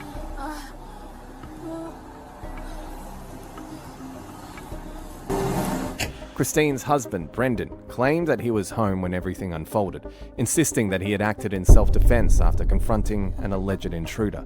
But as investigators dug deeper, cracks began to form, and the evidence told a very different story. Reports showed that there was no forced entry, and the knife he used on his wife, Christine, only had DNA from her and her husband, Brendan. Recovered phone data also revealed erased messages between Brendan and Juliana, quiet discussions about roles, weapons, and a plan meant to leave no trail. But the case truly unraveled when the 4-year-old spoke up, describing fragments no one could ignore. Daddy hitting Mummy, Aunt Juliana holding a and everyone screaming. And in that moment, the story they tried to sell fell apart. The child's quiet account became the turning point because Brendan and Juliana's story wasn't just wrong, it was carefully crafted to hide something far more disturbing. After a brutal struggle, Juliana was finally taken into custody. Facing the weight of her choices, she agreed to confess, trading silence for a reduced sentence and revealing her role in a crime that Brendan orchestrated. On September the 16th, 2024, Brendan's run came to an end at his own workplace. Evidence pinned him as the mastermind, and his claim of self-defense against an intruder was shattered. The case concluded with Brendan being charged with first-degree homicide, attempted homicide, tampering with a crime scene, and cruelty to a person under the age of majority. Next up is the case of 44-year-old Daniel Krug, an unhinged, jealous, and crazy husband who secretly catfished his own wife for months, only for their crumbling marriage to descend into a chilling nightmare when he erased her from existence. This is not just threats against me, it's threats against my husband. Both of those accounts originated from IP addresses that was back to your office. What caused you to get so upset to hurt your wife? Because I believe that's what happened. On December the 14th, 2023, a Colorado officer was sent to a home after a concerned husband claimed his wife, Crystal, had suddenly stopped replying to his messages. It sounded like a simple welfare check, but as the officer arrived at the house, the routine check took a frightening turn, one that would open the door to far more disturbing questions. Hello. Oh, I'm their neighbor, and they called me. They're like, can you go see if she'll answer the Oh, yeah, he sent us as well, so. Yeah, I'm like, Just next door? Okay. All right, well, you got this. Alrighty, man. Appreciate it.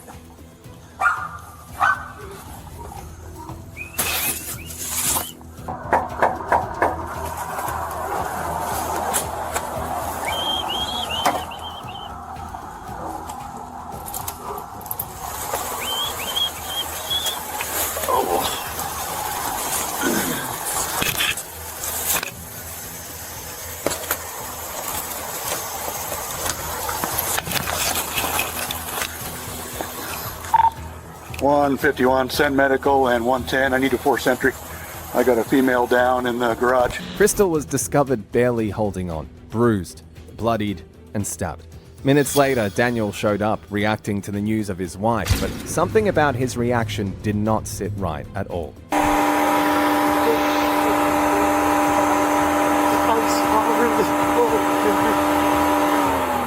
What happened? What happened?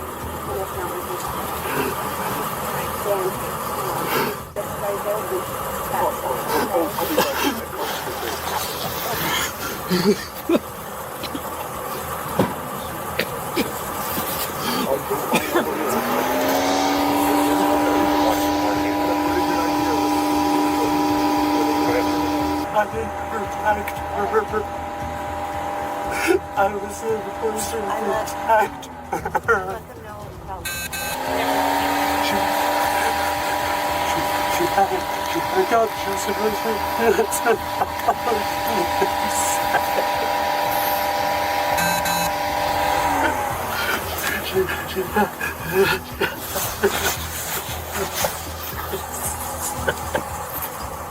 A month before this incident, Crystal had already reached out to police, telling them about a stalker who had been watching her for years and had just crossed a new line. Alright. When did he pop back up? So, first text message was back in October. Okay. Just threats. Just out of nowhere? Just He popped does back? this. He does this, and he's been doing it for over 20 years. Okay. So this is, This is the first time I see this violent, Okay. aggressive. Normally it's hey, how's it going? Okay. Nope. So the last contact was, I'm guessing, more than 5 years ago, just because it was last. I had a Facebook account at the time, and I don't have that. I haven't had it since pre-pandemic, so Okay. easily wonder how many years before that. Yeah, no, completely out of the blue and not engaging at all. So there's absolutely no response from him. Okay. And he's still going. The in-person stuff that's scaring the crap out of me, and why I logged this, was starting since last Tuesday, and it's been almost every day since. Okay. I've gotten a few days break. In this And it's always been text message, or has it been? And emails. Email, okay. And he's changing his phone number every single time he text messages me too. After receiving a chilling photo of Daniel walking into work, Crystal and her husband were called in to speak with police about the stalker. But inside that interrogation room, the focus quietly shifted, and Daniel's role in Crystal's later fate began to feel far more unsettling. So anyway, that made me go, is this his number? Where is he right now? What kind of car is he? Like this was alarming. He's never said this kind of stuff to me before, so whatever. And the fact that it went so emotional is like, something's really wrong here. Then things go dark, right? And this is when I then contact you guys, because this now is escalating. This is not just threats against me, it's threats against my husband. He contacts me, and you'll see in my little log that this is an email address he contacts me now from more frequently, like he actually reuses it. But he is now showing that picture that day. There's snow on the ground. My husband had only gone into work on that Tuesday for Halloween. Okay. I'm guessing that it was creepy, but not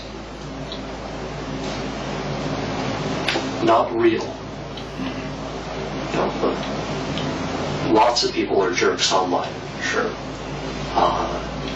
Other than that, I'm sure she has mentioned to you that she and I go through a rough patch, kind of on the rocks. So probably didn't seem that pressing until it was. Fortunately, even though my husband has a camera in his car, he did not see anybody. Sure. And then unfortunately lost all the video because he didn't save it. So. Yeah. She didn't want me to panic, so she didn't share all of the details of the log. And so, as I got all of the details, my panic level has gone considerably higher. Not now, because I'm in a police station. Sure. And honestly, this is the safest I've felt since Monday at lunch. So anyway, just a lot of very explicit, very graphic, very just like poke the bear kind of thing. And then trying to prove to me that he can follow us. Yeah. I went to the grocery store briefly on Tuesday, and someone behind me dropped a can, and I panicked. My husband did see these, definitely this message, so he very much still remembers that if you ever need someone to corroborate that they saw, but I don't know how credible of a witness someone that my husband would be, but... Yes and no. But yeah.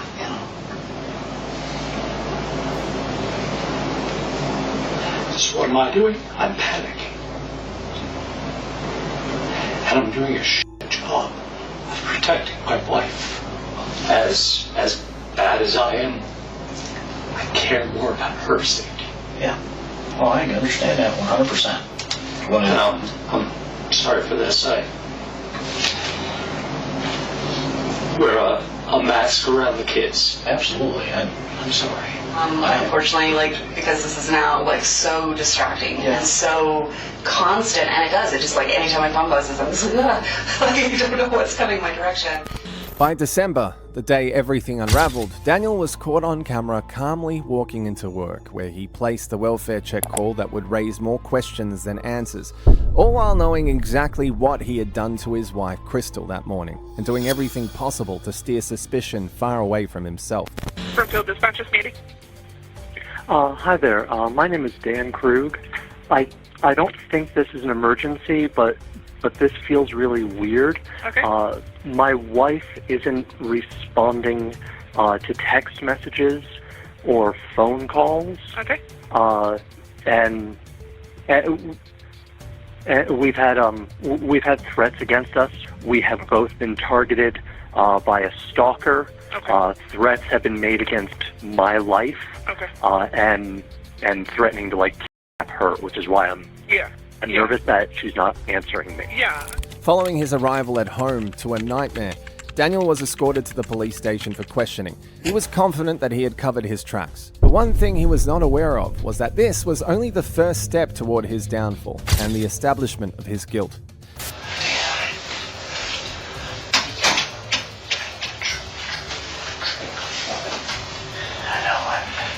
Did what you said. Call police. Where's you? Call police. Did what you said. I'm glad to protect her. It's not your fault.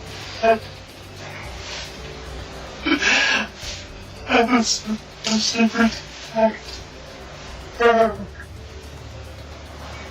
She was rushing me out the door.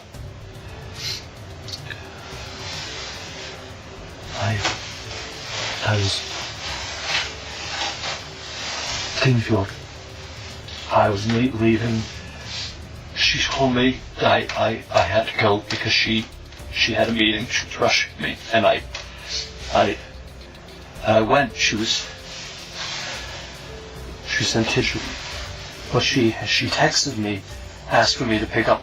So I canceled or skipped my my CFO meeting, so I could get, and I left her for this.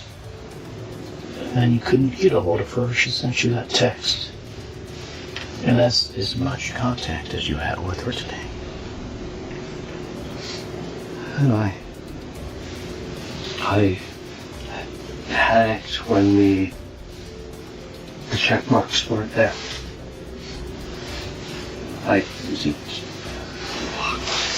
What do the check marks mean? Well, you mentioned earlier that she didn't tell you about something kicks. Which one was that? Kickman. That's what we call the stalker. Doesn't deserve me. Okay, and Midge came up with Kickman because I remember having a He was gonna kick his ass. I just want to What caused the, I guess, anxiety or panic as to why it was so concerning that she didn't respond? It was a really specific question about a time impacting the kids. That's something that she will always respond right away on. And then, other than that, that was enough for me. That felt weird. It hurt me that she didn't tell me about the stalker when it started, but she brought me in right away once he sent her a picture of me. And at that point, she brought me fully up to speed, and I saw the horrible messages. I saw the ad, all that crap. And that's when she and I started working on game plans. Again, what do we do to protect family, to protect the kids, define your threat level. She was armed. I don't want lethal items. We didn't let each other kind of be alone anywhere. Had to take dogs for walks. We would do that together. So it almost sounds like all this kind of maybe even brought you guys closer, not maybe emotionally closer, but you guys were physically sort of working on things besides your kids. Daniel started talking, but carefully dodged the key details that could link him to the incident. Even if the detectives could not quite place it yet, they knew he was hiding something. We respond to crisis. Right. And I told her at that point, I told her I didn't want to for someone to care about me anymore. That's really hard. And I told her I wanted uniforms. And how did she take that? Angry. Obviously. Mostly anger that I said it now, with everything else going on. So, she said she didn't want to talk about it until all of this was done. And then he got quiet, and we just kind of sat in that. I want a divorce. Okay. I have loved you for 20 years. Mm-hmm.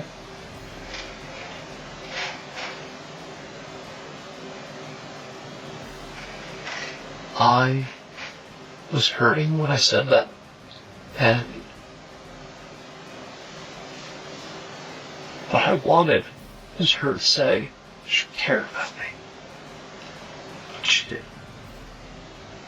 What's his name? The other detective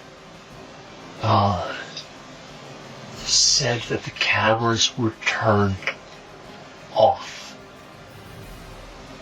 That shouldn't happen. The only way that the cameras can be turned off is through the app. One of us has to hit the button. He said they were turned off. And one of them looks like it has something on it.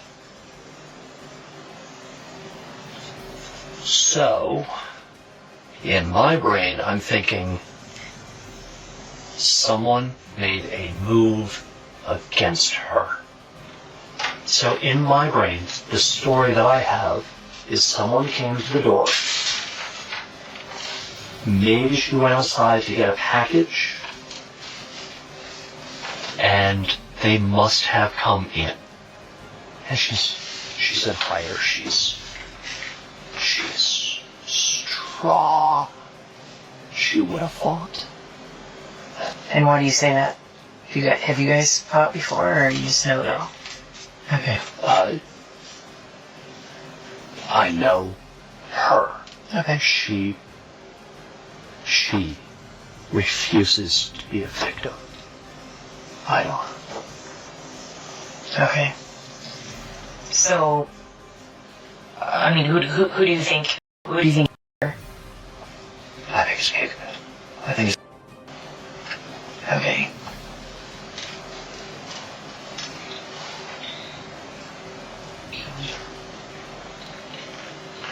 I'm sorry, that's the first time I really said that's the case. I'm sorry that. Well, that's what happened, and that's why we're taking this so seriously. At this point, although Daniel was trying his best to maintain calm composure, his body was giving him away. He appeared uneasy and tried to prevent any form of eye contact with the detectives, but all hope wasn't lost, at least not yet. He had built a stalker persona, and perhaps it was now time to call for help. What if I told you that we had already spoken with him? There's no way that he was in town today.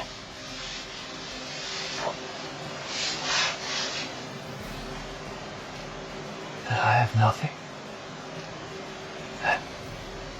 And I'm terrified to bring my children home. The Gmail account, the Kickman account that you guys initially received with the photo of you in it, and the phone number, those originated through their IP addresses at your office. Doesn't make any sense. Well, he took the photo of me at my office. Right. But both of those accounts originated from IP addresses that was back to your office. I don't know what to do with that. There are Wi-Fi access throughout the facility for employees, and there's public Wi-Fi access throughout the entire facility. And we literally post the passwords in every single meeting room. Okay. Okay. Because I guess the biggest concern is just the timing of everything, that it just doesn't quite make sense to have somebody create an account, take a photo, and then immediately send it off, and then the account is no longer being used. None of this makes any sense. Things are surely pointing in one direction right now. So I'm going to throw this idea out there. Right? You know he has reached out to her in the past, a number of times. She's been very open about that, yes. Right. The last time was 2016-ish. He had asked her at one point if she wanted to have sex. I think he's approached her multiple times. Right? So this next time, if there's any bit of question about infidelity, whether it's with or anybody else, we might create an account to see if we can create a facade, or see if Christine's actually interested in me. So we ask her and push the bounds a little bit and see if that will confirm our suspicions of infidelity. At this point, every move Daniel made was catching up to him. He kept pushing back, denying it all, and naming names, but with each word, the picture became clearer, and the truth started closing in. You don't get the response and the openness you once did for about 28 days, from October 2nd to October 31st. So you amp it up a little bit. Send a photo of yourself to her, an account you created. See what her response is. Maybe this started out the way that it was recorded, and then maybe it turned into something different.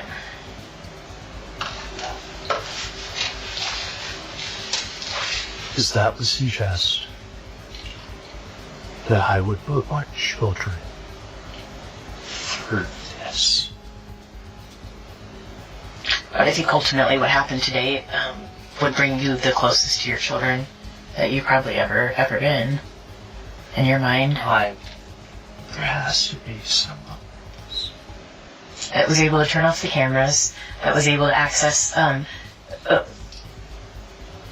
password protected system to turn off cameras, that was able to use your IP address from your work to create accounts, to send messages and photos, to act as a stalking suspect. Well, tell me. Help me make sense of it. I don't know, I'm not the one who does this. I'm analytical at work, and I read and write fiction at home. I don't do crime drama. I don't know what this is. If you're adamant that it's not Kickman, then there has to be some. Kickman is 6.5 hour drive from here. There's no way you could have made that drive. If you flew, we would have record of that. That doesn't show up on any sort of flight record through the FBI, DEA, Homeland Security, anything like that. And then, in fact, he was contacted in his house, severely intoxicated. I'm going to ask you a couple of names to see if you recognize any names. Okay. Have you ever heard of the name Crystal Krug? She may have been Grimsrod when you knew her. Yeah. And do you know a Daniel Krug? No. No? How do you know Crystal? She was an ex-girlfriend. She's an ex-girlfriend? How long's the ex? Like how long ago? 1999. Oh, so like a long while ago. She was my very first girlfriend ever. Oh, okay. Yeah. When was the last time you talked to Crystal? Has it been a minute? It's been a minute, yeah. Like since you moved from... Yeah. Yeah. So that would have been, what, back in 2014? Yeah. Daniel was stunned by the officer's assumption, disbelief written all over his face. Still, he refused to back down, digging in, standing his ground, and holding on just a little longer. All this time that we've been looking for him, for the protection order, and you just found him today, like that. Because I've been looking at you, but I've been waiting for these records to come back.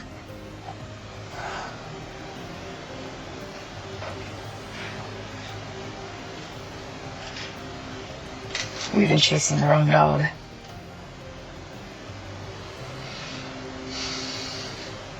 Am I under arrest? Is it? It sounds like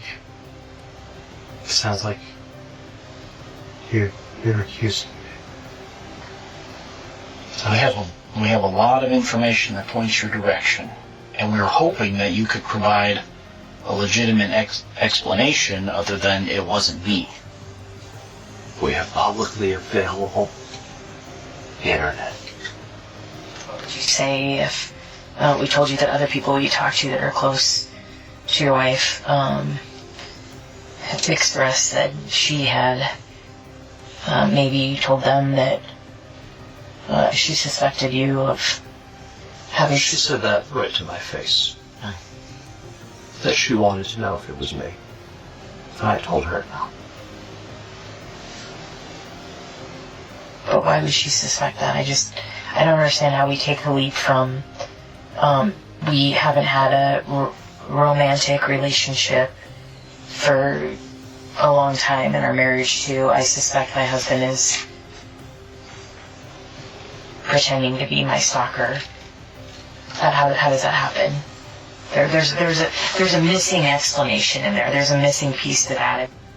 I'd like to know what happened this morning. I'd like to know Me too. what caused you to get so upset to hurt your wife, because I believe that's what happened. I believe that you've been because there's no other logical explanation. I want to know what happened to her. Did she fight? Did she get shot off? Where was she in the house? So tell me. Did she fight? Did she get shot on? Where is she in the house? We haven't been there to know, and there's only one person in this room that can tell us. Detective Kinsolman and I have been here with you.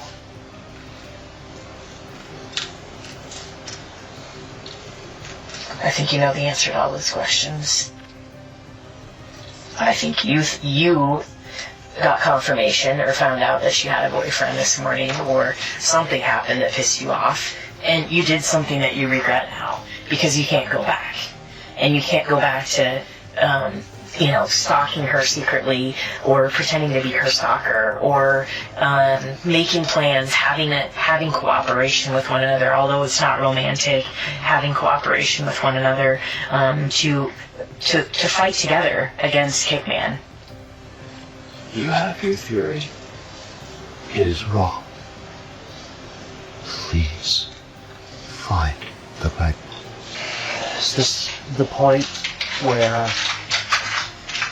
whatever that checklist is, I say, I'll have it in front of you? Yeah, that's fine. According to reports, Daniel was believed to have carefully set the stage, framing Crystal's ex-boyfriend while executing a chilling plan to hide what he had done. Ultimately, he was charged with first-degree homicide, stalking, and criminal impersonation. On to another intense case is 37-year-old Jacob Spray, a man who seemed like the perfect, devoted husband. That was until his wife Jamie was found lifeless, and his confidence that he could outsmart the police set an eerie tone.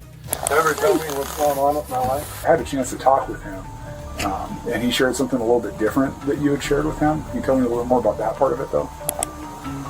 What did he say? I got this on. On the 26th of March 2024, midway through a phone interview, Jamie's line suddenly went right after a scream, which made her employer dial 911. When officers went looking for her, they uncovered a chilling scene inside a nearby mobile home. Her unresponsive remains with signs of violent struggles. With fear mounting, police turned to those closest to Jamie, and eventually made their way to her husband's door. What's going on with Jamie? I need to seriously know, because you guys got me freaking the out, because you called me, I was just getting off work, and now I can't get a hold of her. I called her sister, and she won't answer my call. All she said was, I can't talk to you right now. And I'm just like, literally in tears, freaking the out, and I just don't know what's going on. We're still married. We're filing this Friday, but we've been separated since February 14th. I just gave her like $1,000 so she could, because she was like wanting to move out of state. So you talked to her at 351, but you haven't seen her today? No, we don't really like cross paths. It's been kind of that thing. Gotcha. When what the hell is going on? We're trying to get a hold of her out of this. You must be. Was she like arrested? What's no, like? No. Not arrested. Just, we're trying to locate her or whatnot, and someone was concerned about her. So we haven't heard from her. We're trying to figure out what's going on. Can you? She's got like a group of new friends. Argana. My phone would help me better. But you said the truck was there, and you said you heard the phone. So she doesn't really leave. Gotcha. She can't leave home without either one, really. So what the man? What are you trying to tell me right now? I'm not telling you anything right now. I'm just kind of trying to figure out what's going on so I can give the officers their. So I just got here. They just said, "Hey, can you come talk to?" She did hook up with a girl in that trailer park. We lived there like over the summer. Mm-hmm. This last summer, not like, and there was a girl that she used to hook up with. So, and it was like a struggle on our marriage, but she was always like kind of bi.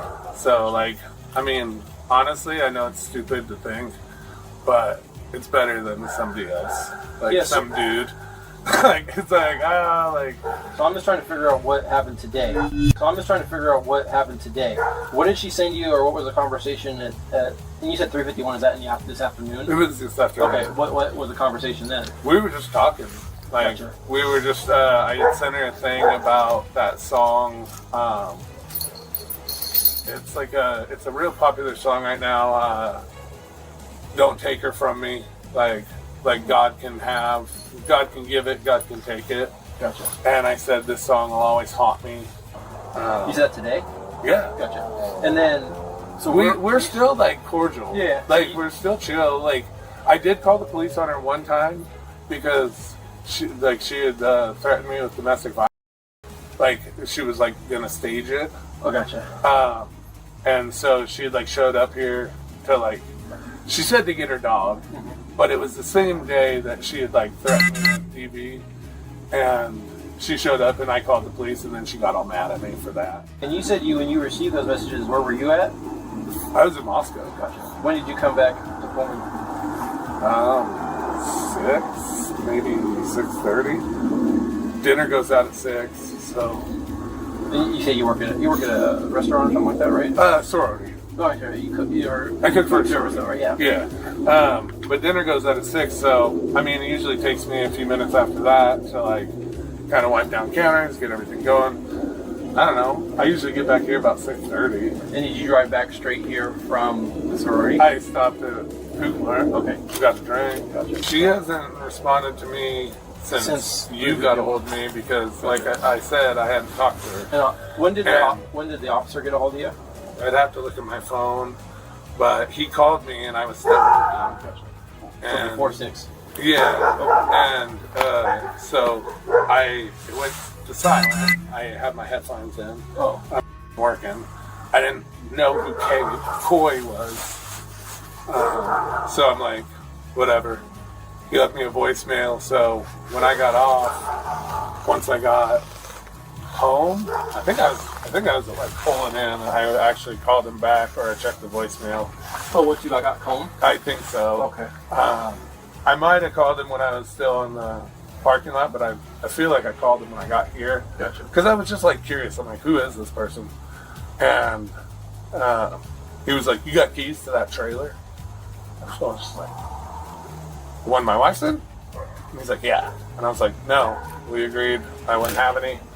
She's got a set of keys, and I have a set down in the stick. And I offered to, because he was like, well, we need to get in there. There was a disturbance, like a checking on the piece. And that was all I ever heard. And then I think you called me, or somebody called me and said, I can hear a phone ringing in there. And so now I'm worried because she was supposed to fix the propane thingy, like the propane reader. It had broke, and so I was thinking maybe she got like carbon monoxide poisoning, but also I know she's been hanging out with people, so I don't know like if she's like done some bad blow or something. At first, Jacob played the clueless card, acting as if he had no idea why officers were even there. What he didn't realize was that they already knew everything and were quietly waiting to see if he would slip up on his own. Never tell me what's going on with my wife. Concern is that we found her at the trailer and she's not doing well, and the medics are trying to help her. We're just trying to figure out what is going on. And last night everything was cool. You guys weren't fighting or anything like that? No, everything was fine, and we were fine today too. Everything was fine. Gotcha. Like I literally texted her. I said I got the confirmation on our divorce paperwork, so like I'll go pay that on Friday. So we're all good. And she's like, do I need to be there? I said, no, like it just sounds to me like I just have to go and show him the stupid email and we're good. She told me she loved me. I said, you promise? She said, yes. Like, I'm sorry, I'm kind of needy. Like, I still love her, even though she left me.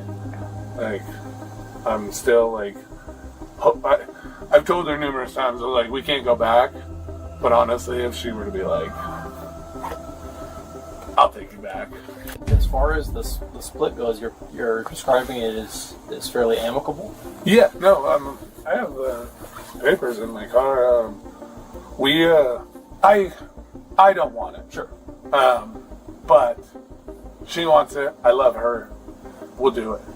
Do I, like I said earlier, if she were to be like, take me back, I would do it in a heartbeat, even though it's like throwing my whole dignity and everything away. But no, like she was telling me today, she was saying that $1,000 I gave her, she's like, I think I'm going to use it and go to California. Like, she was like, move to California or just visit? So she said she was going to move to Spokane and stay with Danny. And then her and Danny were going to go to California. He's like a California native. He's like a rich boy. Gotcha. And he's gay, so. I really wasn't worried about it. I'm like, yeah, go be roommates with Danny. Yeah, that's what she was talking about today when we were chatting. I had texted her and I go, hey, you mind if I come by your work? I got something for you. She goes, well, can we meet outside? I go, yeah, that's me. So she hops in my car and I'm like, hey, flowers, happy Valentine's Day, love you. And she goes, I want a divorce. And I was just like, I did not see that coming. So nothing was going bad before that? No. Like, she said, so as we've talked over this last 6.5 weeks, she's like, I felt it for a while. I just didn't know, like, if I was ready for it, and I didn't want to make a mistake. So I had to make sure I was sure, you know. And I get that. I understand it. It was a shock to me, and, you know, terrible news to me. Sure. But, and I didn't do well. You know, I threatened to kill myself, and I was like, I would never, but, you know, try to pull that, like, sympathy card. What did you tell her when that happened? What did I? Like about... Did you tell her that? Like I was... Yeah! By then, no one had mentioned how Jamie passed. Not Jacob, not the officers. But earlier that day, Jacob made a call he believed was private, quietly admitting the disturbing truth to his father. He had no idea the police already knew about it. And the moment they brought up that call, his reaction revealed far more than he intended. You're not giving me any information. All you're doing is questioning me, and now I'm starting to worry. And what did he say when you got off the phone with him? We cut out. Okay. I don't think he could hear me. I was trying to talk to him, and yeah, it was just cutting out. And then it just clicked out, and then that was it. Okay. What was it you said you told him again? Said the cops called about Jamie, and I can't get a hold of her. Okay. I said, would you call her? Like, but I don't think he heard me. We had a chance to talk with him, and he shared something a little bit different that you had shared with him. Can you tell me a little more about that part of it, though? What did he say? Well, he told us something slightly different, and I suspect you might know what he said differently.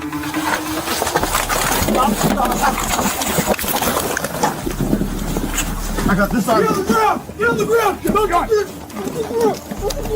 Don't grab it! Oh, me! That's me! Stop! Despite Jacob's attempt at hiding his terrible actions, it proved futile. At the close of the case, Jacob was charged with first-degree homicide.